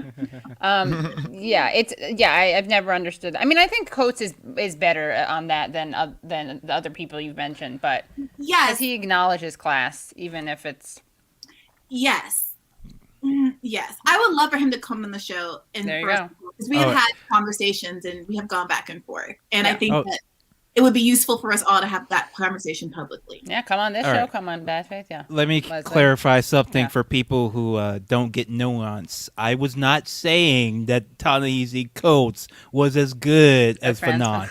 I was just saying that he references some of the same ideas, just like with Baldwin as well. Like he references Baldwin. He's not as good as Baldwin. He tries to write like Baldwin. He's not Baldwin though. Okay, just for clarification. Yeah. Okay. Legend is that many of his constituents have his personal cell phone number. The personal clearly matters in West Virginia. So when Joe Manchin puts his flag down on torpedoing Neera Tanden's nomination because bipartisanship, it's not hard to imagine that decision wasn't at least partly personal, given that one of Neera's apparently disqualifying tweets was aimed at the jacking up of EpiPen prices back in 2016 by the pharmaceutical company Mylan, whose CEO, is when I like her. Heather Bresch, That's valid. just happens to be Joe Manchin's daughter. And Manchin has put his flag down on other policies, acting like a kind of Senate underboss. Manchin is still saying hell no, never to getting rid of the Senate filibuster, whose only purpose upon its creation was to prevent black Americans from getting civil and voting rights by giving Dixiecrat Southern senators a veto. He scoffs at policies like providing supplemental unemployment insurance during this pandemic and raising the federal minimum wage to $15 an hour. And the fact that we still don't know how much of those policies this one senator, who in theory is on the side of the 80 million Americans who voted for COVID relief and adult supervision in the White House, will weaken or eliminate is a huge problem. Why should Joe Manchin get to decide who in America gets help and jobs in the administration? And yes, West Virginia is a Trump state, It went for Trump by 42 points in 2016 and 39 points in 2020. But if you think West Virginians, who are among the poorest, largely white populations in America, don't want to earn a living wage, listen to what some of them have been telling the Poor People's Campaign. We're essential workers, they call us, and put us in the most dangerous positions there is, jobs nowadays through this COVID. But our work ain't worth a fair wage, a day's wage. Are you kidding me? We are tired of scraping, scrounging, being hungry. We are tired of being the last on the list. So today, Senator Manchin, not just for what you did to Nira, and what you seem to be threatening to do to weaken Joe Biden's $1.9 trillion stimulus bill, which, to be clear, which means it will help fewer people. You, sir, for bossing around the Senate, which is not your job, you are the absolute worst. And after the break, I'll talk with someone who might be able to tell us how to get around the West Virginia underboss. Okay. Okay. Well, all right. Yeah. A few things. One. Yeah. Okay. That the ending of that was valid. Those were valid criticisms. But are you going to talk about how your friend Nira, who you can't seem to do a Google search or a YouTube search, did the same thing with programs that help people just like that white woman in West Virginia who's complaining about $15 minimum wage? Okay, what about cuts to Social Security and Medicare and Medicaid? What about that? No. So you don't care about those policies, but you care about this, right? And see, that's what gets me so frustrated is when it's not against what they want, they have the ability to actually communicate well and prove a point. She was proving a point there. Yes, 100%. The minimum wage needs to be increased, and people in West Virginia need it. Right. Joe Manchin is against that. But you're not talking about Nira Tanden, nor are you talking about Joe Biden not approaching Joe Manchin about that. And Joe Biden is the one that's caving to Joe Manchin at every turn. Right. So yeah. you're saying you don't want Manchin to be president, but then you're also acting as if the president can't do anything to stop Joe Manchin from doing all these things. Right. Like, it's just. And also, I just want infuriating. to. Yeah, I want to point out. Oops, that's the wrong one. Sorry. I do want to point out that she mentioned how Nira Tanden, that was probably one of Nira Tanden. The irony is all the things that Republicans hate are like her greatest moments. So she mentioned how Nira Tanden rightly called out Manchin for having a terrible vote on literally EpiPens, making it easier for kids to die, basically, from not having EpiPens. And his daughter benefited from that financially because she's an evil pharmaceutical person. But let's just look at, I think if that you want that to be your standard, Joyanne Reid, you think that it's how where someone comes down on Joe Manchin should be the standard. I agree. So let's just take a look at this. And this is from none other than Jack Allison, of course, my Sunday night co-host and co-host with Leslie Lee. Leslie Lee is the host of Struggle Session. But here, let's just take a look at this. Jack always gets it. That she said about him. No reason, but I'm still going to become a Manchin donor because of it. The sad stab in the heart of it all might be that Bernie votes to confirm Nira after all the horrendous things that she said about him, and that she gets through for that.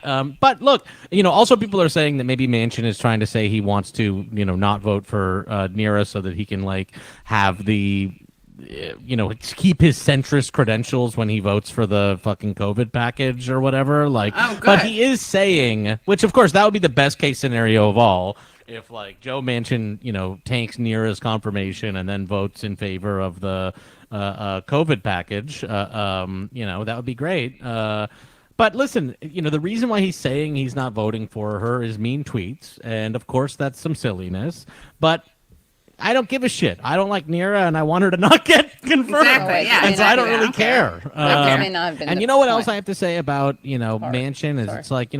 where however you feel about Manchin and how he's going to vote on Neera Tanden, we do know that he's always going to be a solid vote against ACA repeal, right? I mean, Right. don't we just This is know it. that he's always going to be a solid vote against ACA repeal? Yeah. I mean, I should say here that this is a point that Neera made when she was saying that everybody should go vote for Joe Manchin. Wow, I is didn't that even an know important this. point here. Manchin is a solid vote against ACA repeal. And so I would say, about him not voting for confirm Neera, that at least he's a solid vote against ACA repeal. You're right. Yeah. That's totally true. So wait, Neera kind of endorsed him. Oh, well, I mean, to be honest with you, let's have a look here. Let's also focus on great candidates running for Senate and help them. Beto O'Rourke, Rosen for Nevada. Right down at the bottom, Senator Joe Manchin. 4K. And look above that, Heidi. We got Heidi her in Heitkamp. 4K. Yeah, Heidi Heitkamp's on Wow. there, too. Oh, Claire McCaskill's great. I mean, we love her. This was when, we should remember part of the delicious and hilarious irony of this is that Neera Tanden is one of the people that was pushing Joe Manchin as acceptable. When all the people like further left than her were saying Attila that the like Hun, no. we're saying fuck Joe Manchin, like he's he's really a Republican and blah blah blah. We shouldn't be like doing all this support for him. She was out there saying we need to vote for Joe Manchin, vote blue no matter who. And so in the end, I guess I would say go Manchin. I have to agree with Manchin. Neera here. That's a solid vote against ACA repeal, and Yeah. glad to have him in office. Glad to have him in office. Yeah, glad to have him as a friend of the progressives. Yeah. I'll take fair weather friends. I don't give a shit. I just want Neera Tanden to have a bad week. Yeah. Well, I want her to have more than a bad week, but anyway, but that's interesting and telling. Was that like during the primary? Was she endorsing him over what was it, Paula Jean? Paula Jean Swearengin. Yeah, I think it was, right? Because she ran against him both times. Yeah, and I mean, I was just thinking, like, watching this stuff, like, if they had put as much energy into stopping Joe Manchin as they did into stopping Bernie Sanders, Joe Manchin would not be senator right now. If they put this energy that they put, trying to crush the left, crushing the far right of the party, these people aren't in office. They're not winning their primaries. Did you see Paula Jean going off the other day? By the way, No, Yeah. she was like, "I'm done." I mean, I don't want to speak for her, but she was like very much talking kind of like dim exit kind of vibes. Really frustrated. Let me see if I can scroll back and find it. I don't think she's a prolific tweeter. But I think she was basically mad at Democrats for not showing more muscle around the $15 minimum wage issue. Yeah, just a few days ago. She was basically, I'm not weighing in. I'm just saying what she said. Yeah. She was being critical of brand new Congress for basically not doing enough to support all the other candidates who weren't AOC, and that they basically decided to go all in on her, and the brand new Congress branding didn't help anybody else because the resources were really concentrated. And so now in this moment, I guess the implication is that they need to be doing more because they really let down the progressive flank by not treating their candidates equally or supporting them all fully. Yeah. Well, I do want to just bring some things up because I think it's very moving that that people like Joan Walsh and Neera Tanden and Joanne Reed are such great advocates of the disenfranchised and the powerless, and that they are really stand shoulder to shoulder with the people who are targeted by toxic online abusive bullies. I really appreciate that, and I think it's great. Of course, I like Bernie, but I respect that they call out the Bernie bros, because they'll call out toxicity wherever it exists, right? Obviously, anyone who has any consistency and moral fiber. It's only people who are like awful people weaponizing identity politics and lived experience, as they kind of did, right? Like Justin, you were referring to, if you grew up on food stamps and then you grow up to cut other people's food stamps, that's disqualifying. It's not that you are on food stamps. That's great. It's that you want other people to be deprived of the very life-saving, life-affirming, health informing programs from which you benefited. Okay, so, but of course, let's hold that aside. We know that Joanne Reed, Joan Walsh, and Neera Tanden, they have a common decency at their core, right? And they call out everything, which is why I want to make sure that if they miss some of this stuff, I want to give them the chance to prove that they are these decent people that they claim to be. So just wanted to share some things that they clearly, and again, because I really do respect Joy-Ann Reid so much, and I respect that she called out once again for the 1,000th time the, alleged kind of uniquely Bernie bro problem that exists. Just want to, no, not this one. I just want to show some things that I want to make sure that they're aware of, because I know they're going to want to call it out. Sorry, 1 second. Oh, and Kate, I do have to run. You have to go, yeah. Yeah, but it's been wonderful talking Yeah. again, Justin and Brianna. See you, Leslie. Thank you. If y'all want to check me out, I'm going to be streaming tomorrow at twitch.tv/struggle session. And Bree, check your DMs. Something about we talk. Check your DMs. Check your DMs. All right. All right, talk bye, to y'all Leslie. later. Thank you. Bye. Bye, Leslie. All right, Bye. Bye. So, I think, I know this is like old. I talk about this all the time. I go through like the very abusive tweets that Neera Tanden's friends engage in. It's calling Bernie Sanders a fake fucking Jew, saying he could suck my dick, cutting, they go after Linda Sarsour. But, it's not just Neera Tanden. And of course, now I probably can't find them now. But Joy-Ann Reid is also friends. You see this guy here, Jeremy? I like this guy. Let's just take a look at him here. Constantinople. Yeah, Smart Flex and Jeremy Constantinople. There he is with Neera. Okay. They're, they hang out in person. He says things like, fuck him to hell, Bernie would have won, Bernie would have choked on my dick. I just want to say something that's been bubbling up inside me and holding me back. I fucking hate Bernie Sanders with every fiber of my being, and I will not be happy until he has suffered greatly for what he unleashed. Imagine, right? Really nice. And then, but, this is, whatever the worst thing is you can imagine happening to someone. I want something worse for Bernie. And then here, look, I'm thankful for the resistance. And then Jeremy, he responded and he said something nice about Tanden. Now we can't see this because he was suspended because of his abusive tweets. But then Neera Tanden goes, that is the highest praise. Thank you, my friend. And then she wrote, I'm really thankful for my friends on this crazy website. Sometimes it's not the easiest place to hang out, but I'm really grateful to my friends who've made it easier. And often they've made it actually pretty great. Thank you, Army. Jeremy responds. And then Neera writes, Jeremy, you're a treasure. Thank you. Now, again, this is a woman who Joy-Ann Reid claims. She literally said hashtag Army. Oh, yeah. Hashtag Army. Yeah. And what was the term? Joy in her Internet Army. She said something about militaristic terms. Oh, yeah. It was Bernie's Internet Army. Here, let's that's literally what it said. We're going to have to play this again. Full disclosure, I know Neera Tanden. She is a friend of mine. Here we are at one of her recent birthday parties, pre-COVID, with our pal, Joey Wall. But because I know her, I also know what she is not, and that is a bully or a Twitter troll. Yes, Neera, when she was the head of the Center for American Progress, did use her Twitter feed to critique people in politics. Also, Neera Tanden, when she was the head of Center for American Progress, did punch a subordinate in the chest. Or she said, shoved him. Okay. Here's Senator Rob Portman of Ohio whining about that during her confirmation. All right, we saw that, but all right, fine. We know that. Tom Cotton and Voldemort. Who's around Donald Trump or his acting intelligence accusations of sexual assault. Nothing that Neera ever said on Twitter. Where was the Bernie bit? Twitter troll.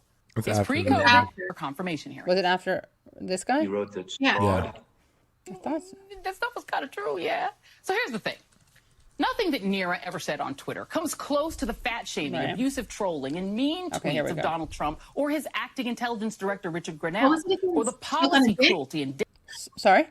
What was it? Choke on a dick? I just want to watch. Oh, yeah, we'll go back. Yeah, suck on a dick, suck my dick. Bernie would have won. Bernie would have choked on my dick. And remember, she's not just Trump. It's the people he affiliates with, degradation of the offices they were confirmed for by any number of Trump's cabinet members.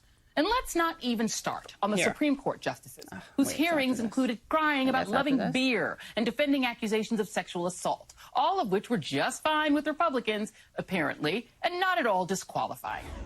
During the Tanden hearing, Senator Bernie Sanders, who leads the Budget Commission, was coy about how he would have voted on Neera's nomination. But his supporters, who, let's just remember, were rather famous for Twitter trolling and combat-style use of Twitter themselves, were high-fiving her withdrawal last night. Okay, That's what I was Trolls? thinking of, Right. combat So what is style. it? Combat style? Okay. And now what does she say? She said literally says- #army. #army. Okay, let's go back to that. Yeah, where is this? Yeah, she goes #army. Okay. #army. Here we go. Yeah, literally hashtag army. Okay. And again, he goes, Bernie would have sucked on my dick. Jeremy, you're a treasure. Thank you. And then she calls him part of the army, right? She also, Oh, wait, you missed it. Yeah. Sorry? It was up there. I don't know if you were looking for that, but you passed it. Well, yeah, there's more stuff to show. Okay, go ahead. Sorry. Okay. Yeah. So this is her thanking him as friend. Thank you, my friend. Calling him a treasure, right? Here, yeah. Here it is. I'm thankful for the resistance. Thank you, my friend. And then, yeah, there it is. Thank you, army. And, you know, again, I'm glad that Joy-Ann Reid is going to call out Neera Tanden for literally having an army of trolls. I'm looking right now in my text for something that she also said to someone. I don't want to name him because I don't want to get him involved in this, but she said to a very nice Bernie Democrat, not a politician, but kind of a guy in the party. He said something vaguely critical of Cory Booker, and she said to him, if you pull this BS again, we're going to rise up like an army. Hold on one second. Let me just see. I want to get the actual thing correct. 1 second, please. Imagine this is your boss. Oh, I know. Your boss who punches you in the, I mean, Right. yeah, who outs you if you're a sexual harassment victim. She outed him. I'm not Her, just sorry. saying that HR isn't going to save the world, but a little HR in this circumstance would be helpful. Yeah. A little HR intervention to say that this person is not qualified for this position. The qualified stuff is another thing. You can hear them preemptively saying about women candidates in particular, here's the nominee. She's qualified because they know if you object to that at all, that's going to be perceived as Right. It's like a setup. It's like a setup to do with sexism. When, of course, you know, there's a conversation like, are you qualified because, oh, you're a woman, so you're going to menstruate and make bad decisions once a month. Obviously, Right. that's criticism that's stupid. Yes. Yeah. A lot of people are not qualified for the positions for various reasons that we should be able to talk about, even if they're women. But you can tell they know that's a sensitive thing. So if you blanket say they're qualified in the first instance, then any other criticism is going to be wrapped up under so-and-so said they weren't qualified and therefore they did a sexism. It's so Right. bleak. Yeah, it really is. I'm trying to find this thing. Anyway, she literally cites an army. And then, but I want to make sure that people knew that this isn't just Neera Tanden. Okay, and also I want to give respect to other people. Remember, here's Neera Tanden's friend, Eclectic Brother, who says, mission accomplished, now go fuck yourself with Krusty the Clown Senator from Vermont's dick. Suck my dick and choke on my nuts, Bernie bro. Was that classy enough for you, your little musty ass? Suck my dick, you square-headed fuck. My point was valid, you're just some sniveling bitch. Scram.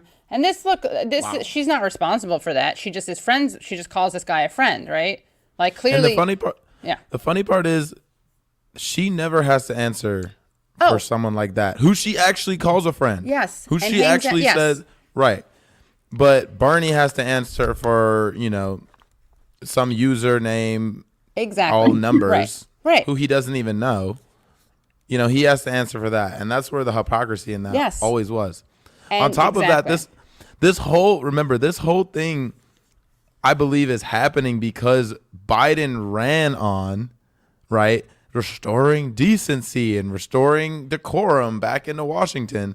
Now the GOP is taking that, flipping it back on Neera Tanden, and now you get Joy Reid and all the liberals and whining about, you brought this on yourself. Yeah. Y'all didn't have to, run on restoring decency and restoring the soul of the Exactly. nation, right? Right. So And like you said, you can't get mad at it. You can't get mad at it. And the reason that it's like, yeah, they're hypocrites, but we're bringing this up because to me, the reason this is like relevant is because it's the same thing with the lived experience. Like, you are just using this to gain political power. And when you gain political power, you'll do whatever you can to take away power from the people who you grew up with. Like, that's what's so disgusting about it. And that's why the hypocrisy is relevant. It's like, well, if you're not motivated by that, if you don't care about sexist, misogynist, Islamophobic, anti-Semitic comments online, why are you doing this? And just because it's another tool in their toolbox of being neoliberals who actually harm the very communities that they claim to champion, right? So that's why it's relevant. But it also is kind of stunning visually. Here's the thing that she wrote to someone, saying this right here and now to you. You will not do to other Dems in 2020 what you did to Hillary in 2016. An army will rise up against this BS. You need to stop and stop now. Does that sound at all bullying-ish or trolling-ish? Because that's literally I'm going to say it. That's Neera Tanden to James Zogby, head of the Arab American Institute, someone who's been part of the Democratic Party, who, he made the terrible mistake of being a Sanders person. He was also a Jesse Jackson person. And that's what this piece of neoliberal garbage, says to him. He's been doing this for longer than she's been alive. And I'm sure for the first 12 years, she was a good person and not doing, 20 years. But when she grew up and became successful and decided to turn her back, don't hide behind these people. Like, you're not helping them. You want to cut the programs that you lived off of, and you should have lived off. I don't want to say, this is not at all like, there's no shaming in that. You just want other people to suffer. Well, Katie, did you read the Washington Post? Did you read the Washington Post article from like a few days ago? No, what is it?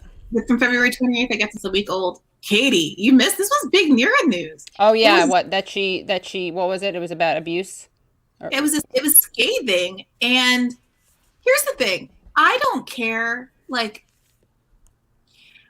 I fully accept at face value the narrative about her tough upbringing. I'm in no position to push back against it. But when you put yourself in a position where you are trying to leverage that history to hurt other people, to provide cover for you hurting people in the same position, I think you do open yourself up to some cross-examination, which this article does. And the picture this article paints of her childhood is a little more nuanced than the one that she's painted for herself. I'll just say that. Interesting. Way. Okay. So it's not even. In what way? So, again, I'm just reading the article. This is none of my business. But her parents were nearly strangers when they wed. The marriage was arranged and ultimately doomed. They got married in India, moved to the Boston area, and split up when Tanden was 5. Her father left town. Quote, I have vivid memories of that difficult time, Tanden wrote in 2014. Checking out at the grocery store, we were the only shoppers in the line using food stamps. At school, I was a kid in the cafeteria playing with a voucher for reduced price lunch. Okay.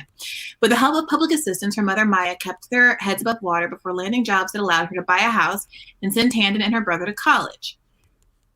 Let's give me the end of that sentence. Here we go. She wasn't completely dependent on her mother or the state. Tanden doesn't talk about her relationship with her father very much, at least not publicly. Quote, I'm not going to talk about him, Tanden said in a 2011 interview. I'm not Lindsay Lohan. Low blow, but okay. Yeah. They are currently not speaking, according to multiple people familiar with the family. But a few years after the divorce, he re-entered Tanden's life, moving to a nearby suburb with his new wife. By the time Tanden was in high school, her father had become quite wealthy. He provided some financial support, according to people familiar, bought her clothes and presents, took her and her brother on family vacations with her half-sister and stepsister, and had them sleep over at his place for the weekends. So that's not to say that she didn't legitimately experience hardship, yada, yada, yada. Like, people come in, the whole point of these social programs is for people to come in and out of them. Not, that you can rely on them at a low point and it helps you get out. It's not an indictment of the necessity for the programs or necessity of you living on them. Right. If you're going to paint yourself as little orphan Annie and try to get everybody to feel bad about you so they don't notice that you're literally trying to cut that exact same social program, then I'm not mad at the Washington Post for doing a little digging and painting a little bit more, picture of your affluent father living the next neighborhood over. Now, plenty of people have affluent fathers who don't give them child support and who don't help out.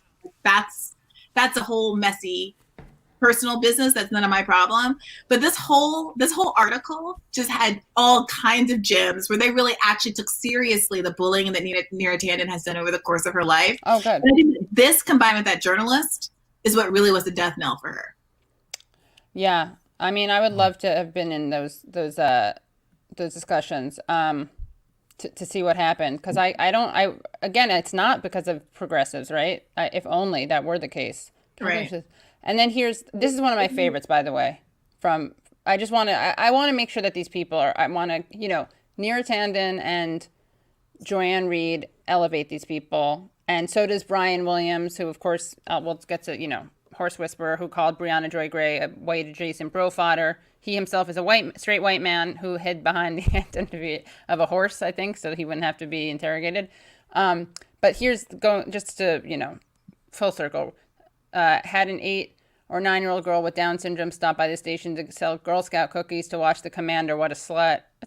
That is Near's army, guys. Literally, that's Near's army. And then, as I did say, he did, I have, full disclosure, he said to me, go fuck yourself with Cenk Uygur's dick, Katie, and take your man-baby troll swarm with you. You and Bernie ain't ever been shit. Yes, Katie, go fuck yourself with Cenk Uygur's dick. I never stuttered then or now. Geez, leave Bernie's crack alone. And then, I'm thankful for the resistance. I'm thankful for feisty, determined women who run think tanks that help Democrats pass progressive legislation.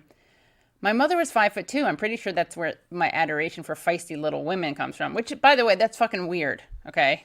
Anyway. And then she sends him a little happy face with rosy cheeks. Yeah, definitely. Hi, you're welcome. And, this is someone who, Joy-Ann Reid is also chummy with. Oh, and then she goes to him, in response to that thing about feisty women, I'm definitely thankful for your cold fury and all you've done to fight for the resistance. So she knows this guy. Then he goes, I still got your back. And then she sends him a thing, a gift that says, thanks, man, appreciate it. And, she should appreciate it because I'm sure I'm sure it's nice to have him on your side because he will go after people and say, go fuck yourself with Cenk Uygur's dick. David Sirota really exposed himself this time. Cough, cough. I like to think he got some help. Oh, wait, what's this? That was outrageous. Can we break this down? This unbullying, untrolling behavior in which Neera Tanden got her online army, to go after David Sirota for reporting on Beto O'Rourke's donors. Literally, that was it. Beto O'Rourke had broken the fossil fuel pledge. Sirota started reporting about it in January of 2019, maybe the end of the last year, 2018. It was good reporting. And of course, Democrats lost their mind because they really thought the narrative that was being pushed by the mainstream media at the time was that the existence of Beto O'Rourke obviated the need for Bernie Sanders' candidacy. He was like Bernie Sanders, but younger and better and could skateboard. And he was the one said fuck. He was going to capture the energy of the left, which LOL. And so they hated David Sirota. Yep. Yeah, hated him. And so look, here she is claiming credit for helping him get him in trouble. And again, it's cough, cough. I like to think we got some help. Winky, winky. You're a bully. You're not, this isn't behind the scenes. You're a mean girl bully. I would also like to point out that Howard Dean has also bullied me and blocked me on Twitter. Oh, he's terrible. He wanted Trump to go bomb other countries. You see?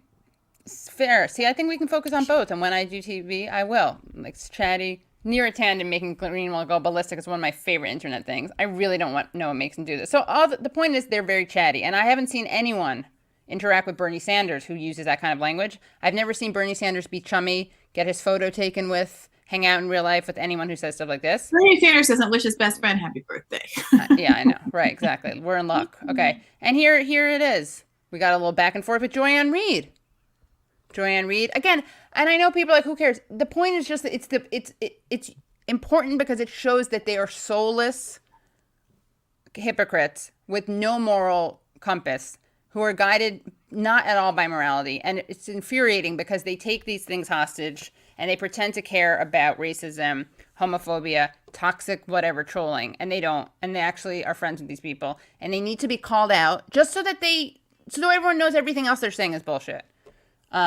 Justin, what's the atmosphere like on the West Coast? How are people feeling?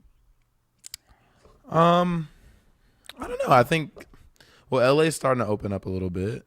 But does it feel in a good way? Because it's warm there, so I guess you can do outdoor dining and whatnot. That was a good segue from my rant. I mean, it's just it doesn't feel too different than normal. I mean, because we were shut down for a while, and now they're just starting to open stuff back up. But it's just outdoor stuff, which is where we were kind of in November before it blew up again. So it kind of just feels like we're back there. I don't know. It's I don't go outside too much anyway. Me either. I feel like I'm the only person who I don't mean to say it like that, but I feel like I'm the only person who is truly just in my house. I think I've left my apartment now 4 times since the beginning of January. I mean, I'm taking it to an extreme, I know, but I have nowhere to go, so I don't really see the point Yeah. of going outside unless I'm going for a walk or something, and it's not mostly warm enough for that here yet. Yeah, it's nice that you can. I mean, I like to just feel the sun, go outside a little bit. But that's a luxury you can have on the West Coast, not so much on the East Coast at all times. Well, that's why I've been considering a West Coast Oh yeah. hiatus. And my little brother lives in LA, Oh, I didn't know that. friends in San Diego, and so I've been considering just going and staying in an Airbnb. I haven't gotten on a plane or gone anywhere since this all started. Yeah. So I've been considering it for a mental health break. But, the people I talk to in LA are like, we're going to go to restaurants and do stuff. And I'm like, I didn't Really? come here all this time for you just to go and infect me the second I land. Yeah, that's not Truth. good. Yeah, get takeout and I don't know, do a picnic on the beach or something. There's plenty of options outdoor, that feels safe. That because it's nice, so you can, like I said, you're afforded that privilege being on the West Coast over here. And how did you feel? I mean, the other big news of the day, and what we were talking about a little offline, Justin, is the Cenk Uygur testimonial Oh, yeah. video. Yeah, I mean, it was frustrating to watch because it's like, I mean, I'm glad. I'm one of the people. It's like, okay, if we have you now, great, right? Let's come together and let's push this. I'm fine with that. I'm fine letting bygones be bygones. Now, everyone, it doesn't feel like that, and honestly, I understand that. But it's frustrating that these are the same arguments, the exact same arguments 2 months later. So all we've really lost is, a leverage point. Now they're going to have a few more, sure. But, that was a big one. And it was the first of many tests. Now I was mostly upset that initially I felt we had that cohesion. And then it fell off. And the reasons why it fell off are to me feel like the most frustrating part, because we're already such a small coalition, that I really don't think we can afford to miss out on opportunities like we did. But like I said, hopefully, this will be a point where we can get everyone like, okay, let's go. Right? We need to, if we didn't start 2 months ago, okay, fine, let's start now. There's nothing we can do about that. Let's start now. It's like I want to be able to just reunite, and if we have more allies in the struggle, then that's great, and let's move forward. But it also does feel like a little bit like I just want one tiny fraction of accountability. Yeah. one sliver of acknowledgement Right. about what has been done, because it wasn't just we disagreed about an issue, right? It was we disagreed about this, and now, I can't turn on the internet without somebody telling me that I'm personally responsible for dragging, my deceased friend's name through the mud, and all of this stuff that was really ugly and actually genuinely very hurtful to me. Mm-hmm. And, all of the personal attacks, and just having to mute and block and ignore it. And then we're all supposed to just act like Right. you disagreed about an issue, and you guys said some of the ugliest dismissive stuff ever. And Right. we're supposed to just, I believe in accountability, and I believe in penance and moving forward and stuff. But there has to be some moment of recognition. Otherwise, it just I feel a little stuck. I guess. Yeah. I don't, to be honest, I don't think that's coming. I don't think that's coming. And the fact that really, I think the reason it didn't work and it didn't happen was because the squad felt that they had enough people still Covering. defending them Yeah. that there was not going to be a, political cost for them.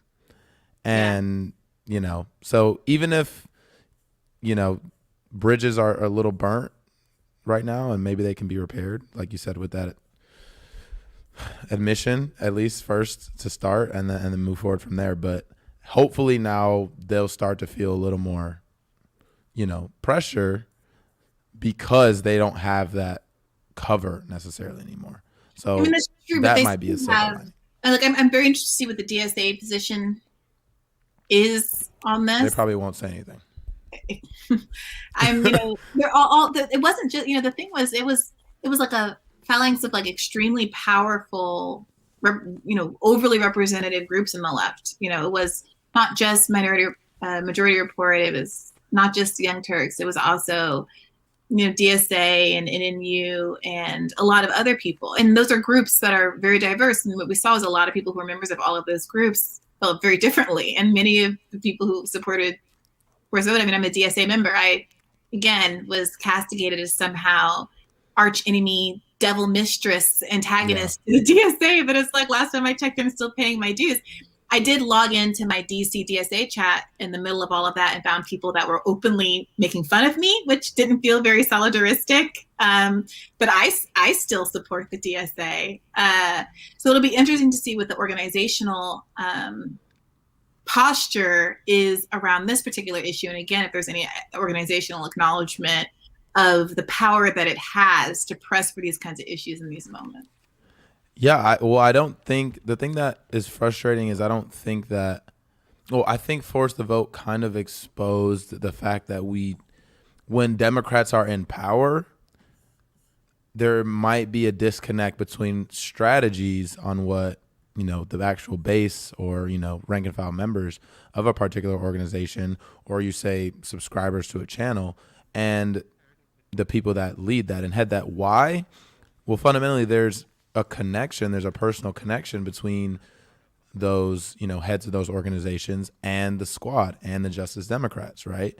And the same strategy that the Justice Democrats and the progressives are employing within Congress, and that's a strategy of, okay, we're gonna play within the party, we're gonna still put our message out there, but we're not gonna, go hard against the Democrats.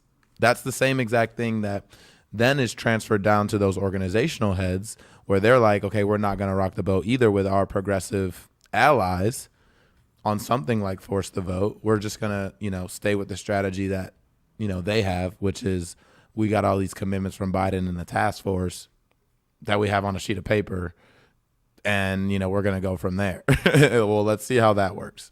And it's like, I don't blame anybody. Like, I have been really eager to get some folks from Sunrise Movement, for example, on the podcast. I haven't asked in about a month, but around the Force the Vote, throughout, December, January, I was sending inquiries, and, whether it's because of scheduling issues or some other reason, no one ended up coming on so far. Hopefully they will.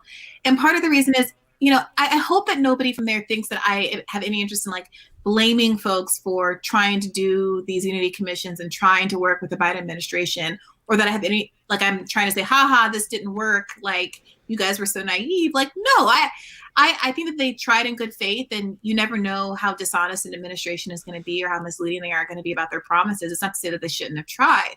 But what I'm curious about is what has been learned now that we have seen how Joe Biden has acted, and whether or not the amazing adversarial approach that they took in Nancy Pelosi's office in January of 2018 that really put them on the map is something that they plan to continue to do, even though we have a Democratic administration. Yeah, and moreover on that point, I think it was never, I mean, at least I know to you, definitely to me, it was always, look, if there's a better plan, please let me know. Yes. Because I could literally care less who's responsible for this, who heads it, whatever, who gets credit for it. I really don't care. I just want to see, some type of pressure put on, the leadership of the Democrats, because we know that power does concede nothing without a demand, and they're just going to do whatever they want in there and not listen to progressives unless you actually say, okay, we are willing to shake things up. And so, just to your point, I think it's about, for me, it's about, okay, moving forward, like you said, have we learned? And are we going to actually employ different strategies so we can actually get some wins, right? And it's like, we might not get everything, but maybe we can push Biden to, instead of doing COBRA subsidies, expand Medicare, right? Like the pushing left needed to have started. Like there's all these things that he could have been pushed left on. Instead, he gets pulled to the right by people like Joe Manchin. Well, why is that? Because Joe Manchin has credibly withheld his has a credible threat to withhold his vote. He's strategic. And so it's just Joe Manchin. It's almost like it's Joe Manchin and Joe Biden and Christian Sinema negotiating, and everyone else is just like, okay, well, let's wait and see what they come up with. Yeah, they want to be the good kids. They think if they just sit patiently with their hands in the air, the teacher will call on them, and that'll be it. Brian asked, by the way, about Nina Turner's run. It seems like she's doing very well. She's like massively out fundraised everybody. Like my understanding, I haven't been following it so closely, but my understanding is that the establishment has their pick and they're trying with it. But Senator Turner has such an established reputation in Cleveland that it's looking pretty good for her. That's not to say to stop donating or supporting to her if you're doing that already, because again, the establishment has its ways. It'll come up with a lot of money. Yeah, it's been looking strong so far. Brad Bloom says, is it a valid point that 2 months ago versus today is different? And that 2 months ago, the GOP controlled things and even force the vote advocates said M4A wouldn't pass. Dems control now and minimum wage can pass. I mean, 2 months ago, Nancy Pelosi was Speaker of the House and had in her exclusive purview the ability to deliver individually, her, one woman deciding, had the ability to deliver everything that we were asking for. Nancy Pelosi has the ability to give us a floor vote of Medicare for all. Nancy Pelosi has the ability to give us a full pay-go waiver. Nancy Pelosi has the ability to put whomever on whatever committee. Nancy Pelosi, in her exclusive authority 2 months ago and today, had that full power. And it's not your fault, Brad. I'm not getting bass in my voice because of you. It's because this should have been the key understanding if left media had been doing their job instead of participating in a mass misinformation campaign. We were making asks of Nancy Pelosi. The threat was to Nancy Pelosi's position. That was why that made so much sense. Point blank, period. It had nothing to do with anybody else in Congress. It had nothing to do, forget a floor vote of Medicare for all if that's your hang up. But the argument against force the vote that kept getting leveraged was, oh, these other asks are better. If you were a smart intellectual leftist like me who had read all these books, you would know that we should ask for everything. Well, guess what? If you hadn't had your head so far up your butthole, you would have recognized we were all asking for all of those things. And we got none of them because you were more invested in being right and feeling self-righteous than paying attention to the facts on the ground. Which were that the pay-go exemptions that everyone was dangling around. Nancy Pelosi made pay-go, she can make it go away. If you don't like Richie Neal as head of the Ways and Means Committee, she could have gotten rid of him. Point blank, period. If you didn't want Katie Porter to be in this weird flex match with Maxine Waters and get kicked off of the Financial Services Committee, so couldn't make it difficult for Democrats who need to raise money on the Financial Services Committee from all these corporations, as David Dayen has written about, then you could have demanded that. And in lieu of her conceding to those demands, we would have had round after round and after round of voting on Nancy Pelosi being Speaker of the House that could have gone on for weeks. And no, there was no threat unless your beautiful Democrats that you want to protect with your at every turn had actually voted for Kevin McCarthy. They would have had to actually vote for Kevin McCarthy. And then that's something I would love to talk about during election time. You're so concerned with voting for a $15 minimum wage or Medicare for all is going to hurt you with your constituents. How about voting for a Republican as Speaker of the House? I'll take that battle. I'll take that PR battle. Let's go. Enough said. No, that's great. And it was I feel you, and you were really at the forefront of a force to vote, even though it wasn't your idea. But like you said, you took it and you made it more digestible, or it gave it a better, more non-confrontational, face, which was great. You laid it out beautiful. You laid it out beautifully. Side part. Everything you said. Sorry. No, you're good. Gen whatever. Yeah. No, you're just, I don't want to relitigate it. Everyone sees it for what it is now, and I'm hopeful that I'm not really hopeful. I don't think they're gonna force a vote right now, but I am hopeful. Yeah. Hopefully they do it. If they do it, I don't don't think it's relitigating. It's the same thing they say about Bernie. Oh, I don't want to relitigate 2016. I don't want to relitigate 20. Like, the things keep coming up because the power dynamics are the same, and you keep running into the same problem. Like, I don't buy. There's some people who just want to shut you up by saying you're somehow being like petty or, just backward looking by wanting to talk about the thing. But the reason we're talking about force the vote now is because it didn't even take 2 months for us to be in the very similar power dynamic where, again, Republicans and conservative Dems completely understand the dynamic, just like they did in January, by the way. Plenty of conservative Dems withheld their vote for Nancy Pelosi. And who knows what they got? I know that we didn't get anything for nothing. But who knows what those conservatives got? Maybe part of their ask was getting rid of Katie Porter. Who knows? We don't know. And there's no demand for transparency. When people get these Congress people on their shows, God bless them. But when Ryan Graham had Pramila Jayapal on the show, I would have liked some direct questions about what the concessions really were, and not to let her get away with saying, again, 2 weeks after Force the Vote, peddling the misinformation about Kevin McCarthy being Speaker of the House. That would have advanced the conversation and made a lot of progressives who support Pramila Jayapal and who want her to be her best and who want her fighting for us, put us in a better position to put the pressure on her to make her the best representative that she can be. Our job, this was the title of the Vanity Fair piece, which I thought was unnecessarily combative, but our job is not to provide job security for members of the squad. Mm-hmm. Put healthy, productive pressure on them for them to represent their constituents the best, because they are under a lot of pressure. They're under a lot of pressure to not always do the right thing. And they need to know that the wind is at their backs, that we are at their back supporting them and pushing them in the right direction, because there's a hell of a lot of wind blowing them to the right. Mm-hmm.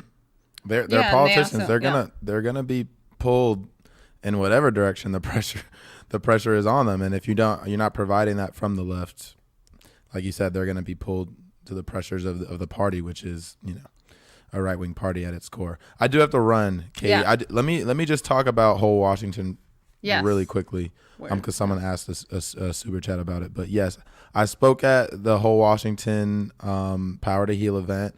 If everyone wants to go and check out the Power to Heal documentary, it was unbelievable. There's a lot of stuff that, because of our curriculum, I didn't even know, but it was about the integration of hospitals during the civil rights era. It was just an unbelievable documentary. And in that documentary, you see LBJ actually using the bully pulpit and political power to get that stuff through. And so, what Joe Biden's doing right now is nothing even close to that. And it is possible. So, but yes, they're trying to get single payer in Washington State, the state by state approach, which, like I said, I'm all hands on deck. So if we can get that, California, New York, maybe it can go from there. But, obviously on the national stage, it's not looking the best right now. So, we'll fight where we can. So yeah, everyone go check them out. If you're in Washington, make sure you volunteer, donate. And they're trying to get that passed. So I appreciate you having me on, Katie. Yeah, of course. Yeah. My new show is The Takeover on YouTube. Yeah. If anyone wants to check it out. Yeah. Where can people find you? Okay, you put it there. Good. Yeah. The Takeover on YouTube. I'm on Twitter at J_manprime21. Really appreciate it. Brianna, hopefully I can get you on my show and hopefully I can come back on yours sometime soon. So, all right. Thank you. Bye, Justin. Bye, Justin. Yeah. I mean, I think that the thing about it's not providing job security, but it's I don't know. It's what? Go out and make me do it. Even if you don't, not everyone has to be I keep sounding like a broken record. You can be hostile, then you can also be not hostile. You can be pushing, but it's obviously they're not going to do it unless there's political pressure. Everyone knows that. Yeah, even look, sometimes I get feedback that I don't love. It makes me irate. I posted a video about eggs, and the vegans are all in my comments talking about how you should stop eating eggs. But you should probably not comment on other people's dietary habits because you don't know what their health issues are and what they can and cannot eat. So that's just a thought. Yeah. Also, my organic, cage-free $6. Yeah, she has a chicken right in her house. You didn't know that. Anyway, but there's a part of me that obviously bristles and is irritated about stuff. But also, yes, everyone should try to have more humane eating practices, we're all challenged in different ways all the time. And I understand having a knee-jerk reaction that is like, oh, I'm irritated and this person is lame, because I'm human. I experience it as well. But also you should just take a beat. Just take a beat sometimes and like see if there isn't some part of the critique that is valid. Everything isn't like a war to the death. I'm not saying that it's not normal and okay to get angry when people tell you you're wrong. Because I can sometimes be a little bristly and have a little bit of a Leo ego situation, and I am there. But like the complete unwillingness for people to accept any criticism of their faves is like a little out of control. Yeah, I agree. Yeah. Yeah, I know. And it's like they're not going to stay in I mean, I remember you said, well, isn't there a danger? You said this. You were like, there's a danger of if we act like the Tea Party, then we could lose. You said this. You were like, there's a risk because then maybe AOC will be like, I can rely more on the wing, Nancy Pelosi wing of the party than that other side of the party. So, I guess my point is that you can be strategic about it. And it's not like when you're saying that these demands need to be made, it's because you're like a hothead who hasn't thought it through. No, AOC and the rest of them have been doing a million awesome things in the interim that I've liked and retweeted and supported. And like, it's not a zero-sum game. But when there's a difference of opinion, there's a difference of opinion. Right. Boom. Sorry about that. That. We got to do that. Yeah. Unless I could start a new stream and make it Patreon only, we can do it. No, it's fine. It's not elaborate, and I should probably not be on here all night either, and neither should you, Katie. I know. Got it. Yeah.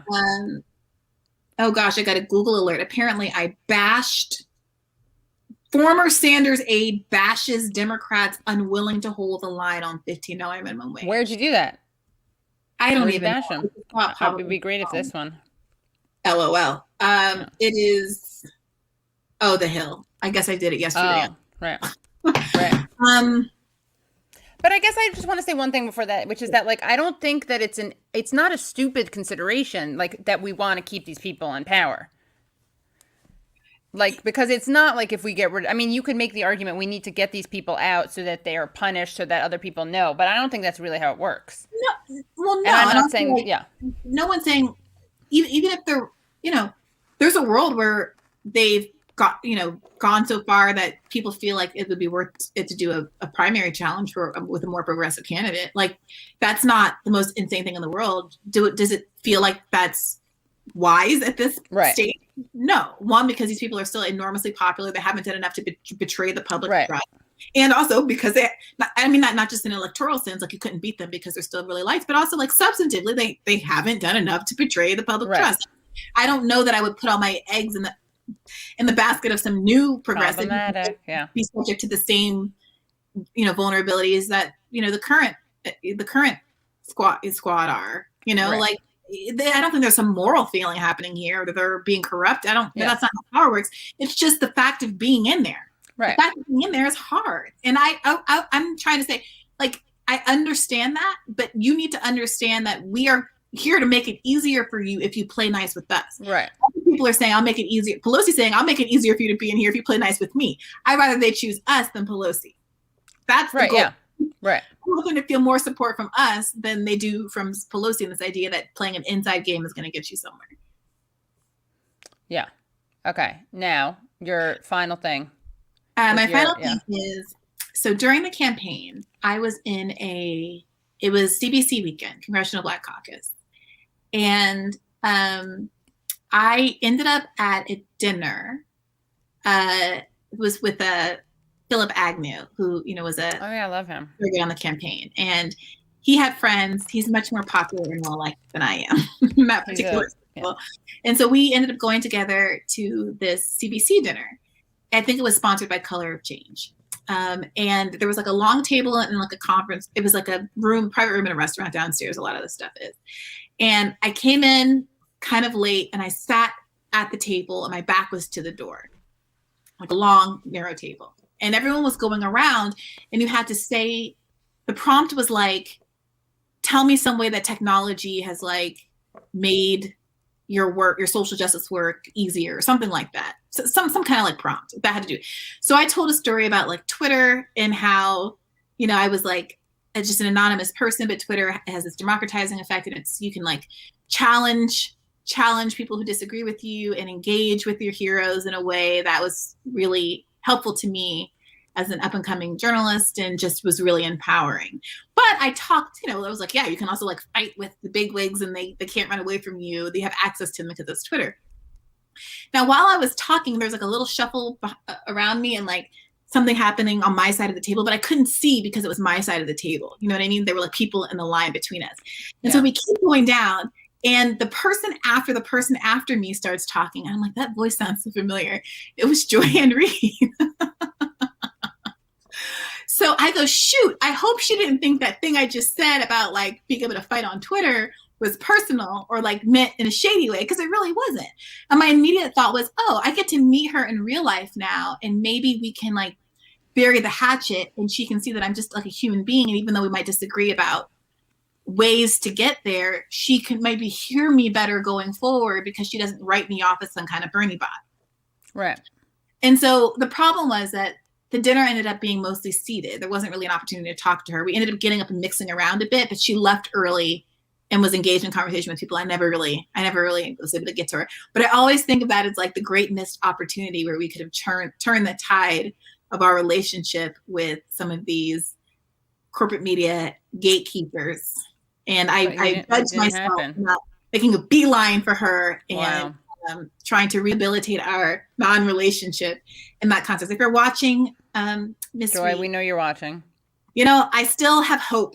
I still am keeping the faith. But one day we can look back at how funny it was that we were bitter enemies. Yeah. And you can come around. I know that she's recently, after the campaign, embraced Medicare for all. Yeah, it's never too late once Bernie Sanders gets out of the race. Totally. Yeah. Yeah. Well, and everyone's going through who cares about Twitter. 80%. Yeah, of course, it's not representative, but it is where powerful people write their like unfiltered stuff, and narratives get tested out. So I'm not saying you're powerful. You know what I mean? I'm whatever. Sorry, I got into I didn't sleep enough last night, as I said at the beginning, but this was great. Would you Romero Sierra? Would you consider forming a channel and TED Talk type of format with many leftists? It would be lovely to have a channel where I could access multiple leftist topics all in one place. Yeah, sure. Yeah. Who's find me the startup funds? You're right. Okay. Let's. Is there a commie camp for adults, KT? No, not really. And there's no commie camp right now, sadly, because of course everything's on COVID. All right. Let me help me tap into some good energy, Bree. You're a Leo. I'm a Cancer. What do I need to do for that? What's my horoscope or my moods or whatever? Are you on CoStar? No. You need to get on CoStar, Katie. All right. First of all, I don't even know. Has anyone brought up the huge concerns with HR1? No, we'll have to get back to that. And then Neon Noir, thanks for the entertainment, allowing me to post. Yep. So CoStar is what I have to do? Yes, there's an app, and you put in all your information, and it tells you your whole chart, and then you friend people through your contacts, and so you know what your compatibility is. It tells you who you should be hanging out with on a given day. Whoa. You meet a new romantic prospect, you add them on CoStar, and you map out. Like I'm gonna find a random person? I don't get it. How does it work? No, but if you say you meet someone and you exchange numbers. Then and they're gonna also. Oh, that's hilarious, because I'm just thinking about the person who I'm. Yeah. They're like that's funny, because some people you're like, yeah, maybe I'll see them on this app, and then some people you're like, I'll never see them on any app. A surprising number of men. I mean, there's stereotypes about who subscribes to astrology. Although I was in an astrology clubhouse room last weekend, and it was lit, and people were going in at each other's necks. There was one camp who was like, I believe that I'm intuitive, and I'm good at understanding signs and compatibility because I'm intuitive, and it's a very spiritual thing. And this other guy was like, no, astrology is like math. It's like a science. You were born at a certain time, and that's who you are. And I'm better at understanding compatibility and stuff because I am a student of the science. And you are just you're just saying I'm mystical, but that's not real. You need to respect the science. And everyone involved was a man. Wow, really? Everyone involved. And they were they're like, yo fam, you have to understand. So funny. And it's no, if you just did it, and I was like, I was engrossed. I was in there for like Yes, yeah. And I gotta say, I was pro the science guy, because he was like, look, you might be intuitive, but your intuitivity, like, you would be better at what you did if you also understood the science. And it's like people who think they can like skip stages in all kinds of learning and like, oh, I don't have to like read any of the theories. I don't have to know anything about the world. Like, you might have a good grasp of things, but that doesn't mean you wouldn't be improved by understanding, history or whatever. And so like this guy, he was making some compelling arguments. I'm a stand for a compelling argument in any kind. I know. And by the way, also the pattern, I don't know what that is. I don't know. Oh, it's a thing that Maria is recommending. It's like another app, I guess. Oh, okay. And then do you watch WandaVision? So I was recently given a Disney Plus password and I have watched all of it so far. All right. Well, okay. So someone here is requesting that I do one of the show reviews of shows you don't watch. So if you want, I will do that. I just need like 2 minutes. And Bree, you can be, let me just look. I literally just need to see it on Wikipedia and then I can say what I think about it. It's, okay. So Scarlet Witch and Marvel Cinematic. It shares continuity with films, franchise, things. All right. So here's what I think about it. Ready? What do you think about it? I don't like that it has Elizabeth Olsen because that's already it's dooming it to failure. It's off to a bad start. You can't What's wrong with Elizabeth Olsen? Well, it's derivative because you have those Olsen? twins, in Full House. So you're at 1/3 of one. You're starting with a bad hand. You got the runt of the litter. Okay, Mega Arbach. I hope you. She's much like taller. Well, yeah, but that's because they had to do like a lot of things to overcompensate. They had to share. They had to split up. Yeah, exactly. So you got this runt, this genetically modified runt, Elizabeth Olsen, who was good in that movie that I like, Wind River or whatever, which is about like femicide of Indigenous women, and a mystery, very good. Anyway, so yeah, here's my thing. WandaVision is problematic, and I don't like when they break the family up. They break up the Olsens. That's not good either. I'm never okay with that. And then you got you got Paul Bettany, and that's like he's way too old for her. So it's funny in the Marvel, in the movies, he always has makeup on, right? He always looks like a robot or whatever. So the age, I honestly didn't really understand how old he was until I watched WandaVision, where because they're in this like vintage fantasy world, 40s, 50s, 60s, 70s TV show world. I won't say anything else because spoilers. He looks like a human. And I was like, oh, like that's what I was like, oh, this is a significant age gap. Right. Especially when they go from like black and white to color. Because the first couple episodes, they're in like I Love Lucy land, right. Witch, I believe you, yeah. And then it's like they're in like 60s, like Full House land in terms of 60s, 70s shows. And it's right. beautiful. Well, that's another thing I don't like about it is that it's about it's pro codependency because it's WandaVision. They're merged. It's one person. What else? Yeah, so I think that's problematic. And then I think that there's a lot of they stereotype New Jersey. It's a very, very there's a lot of variety in that state. And in terms of the production, I do not like Matt Shackman. Never liked him. Well, don't know who he is. People is he famous? Were critical because there's a scene, they put a lot of money into these Marvel movies. Yeah. And apparently there's a scene where Vision is on a swing and he's holding his hands like this. And the shirt sleeves have moved down his arm and you can see his like white skin, even though he's like dressed as Vision and he's got like the red gloves on and his red face. And they're like, they put all this money into the thing and no one in the like props department or whatever caught that. Noticed that? That's not good. So, and then I think that speaks to the lack of respect that they have in general for the audience. That very thing that you brought up, which was really bothering me the whole time. So, yeah. I do Anyway. really like the woman who plays the sword detective. Is that Catherine Yeah. Hahn or? No. I love her. But Tiana Paris, it really stands for natural hair girls hard. Like, I've been a fan of hers for a long. I used to remember that show about the Playboy bunnies, the Playboy Mansion. It was at the time they were making all those shows, like the one about the Pam Ann Stewart flight attendants with Christina Ricci in it. They came out with the show. They had all these like vintage shows, ensemble cast shows. She was in the one about Playboy bunnies, and she was like the black one. And she's like a natural hair inspo board filler. Like all of my Instagram, like my old Pinterest was like pictures of her and her hair. And she looks great. So I just like her for that reason. What's her name? Tiana Paris. Okay, I'll look. Also, look at this, by the way. Connie Reed writes, my twin sister and I made it to the second phase of in-person audition for Two Men and a Baby, but my parents were like, what are we doing, when asked to bring us to Hollywood? Could have been us. Wow. So close, Connie.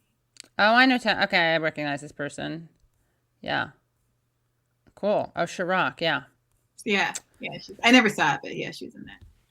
And I did see the show. I watched the show Behind Her Eyes. Has anyone seen that? It's with it's a British show, and it's with some Brits. It's biracial. Well, it's two of the three people in it make it a biracial romance, which I find in England there's a lot more, like, it's much more common. I have no stats to back this up, but I feel like maybe because there's a class consciousness there. I think it's just when you have a smaller Black population. I mean, like you only have so many options. Also, there's some cultural differences. I think there's less of a sense of like a unified Black community the way there is here, because people are like more recent immigrants, so they have their own Jamaican identity or their own Ghanaian identity or whatever. So here it's like we're Black, we're all Black, and we have a certain amount of cultural influence and dominance, and we can find each other, and we tend to be segregated and like that. But I don't think, like, I dated a Canadian for a Black Canadian guy for like a while, and he had a very different idea of Blackness and like kind of loyalty or sense of identity with other Black people in Canada. He was like, they didn't really have anything to do with him. Right. You know what I mean? It was interesting. By the way, did we read your French Canadian friend's message? Gabriel, is that his name? It was in here, but I thought I highlighted it, but it went away. Gabriel, hi. Thank you for coming by. Bono's daughter stars in Behind Her Eyes. She is in it. Her name is Adele. And it's interesting. It's kind of gross. Like, it's a problematic premise. It's about a psychiatrist who basically has an affair with his administrative assistant, and she befriends the wife also. I don't know if anyone's seen it, but it's very weird. And it's one, I'm not going to say a lot, but it's one of those, I don't appreciate when at the end they sneak in some supernatural stuff. I don't like it. It's just, there's something.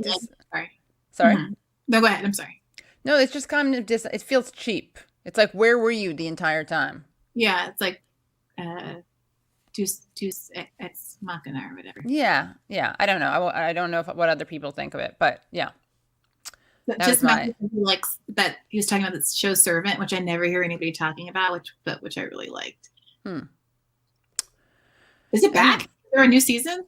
I haven't watched it. Like, the season ended over the summer. If it's back, I need to catch up. Is it Behind Her Eyes is a show, by the way. It's a six it's a mini series. I can't post my IG, which is Katie Halper memes and video. Okay. What kind of filter is this? Terrible.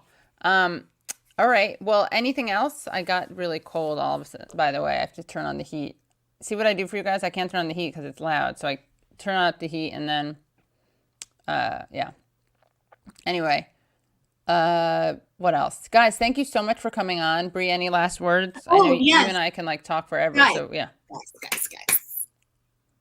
If you are frustrated with the prevalence of bad media narratives, including on the left, subscribe to Katie Halper's YouTube channel, and then go and subscribe to the Bad Faith YouTube channel. We are producing beautifully edited, high quality clips at a ridiculous rate. Our poor producer, so many of you guys are like, post full videos, yada yada. Guys, we employ one guy and he works his tail off producing these beautiful clips. And the more that you follow the page, the more that you watch those videos and drive up the count, the more we'll be able to hire more people to support him and to do full-length videos. We just put up a clip of our now infamous egg argument. He cut it today as like a bonus. Go over to the page, subscribe to the page, comment on the videos, like the videos, share them to Facebook. And we also have a Facebook page now, which I'm trying to be dutiful about uploading. So hard. So use the clips that we create, these like digestibly lengthed clips so that you can share them with the people who need to see them on Facebook. A lot of people live on Facebook, I understand, relatives and such that people argue with. I don't know, all my family members are pretty progressive. So I don't have that dynamic. But I hear a lot of you have unpleasant uncles and they should get bad faith clips. Yeah, definitely do that. Also subscribe to the Patreon of both. Patreon.com/The Katie Halper I Show. should do that. That's Then, really yeah. funny. And let's see what else. I want to thank, we got some new Patreons just over this course of the show. So really quickly, Nabil, thank you. Ophelia, wow, I'm trying to make the Scott, bye Scott. Corey, courageous of you. That's just since today. So thank you guys. Yeah, and we will see you.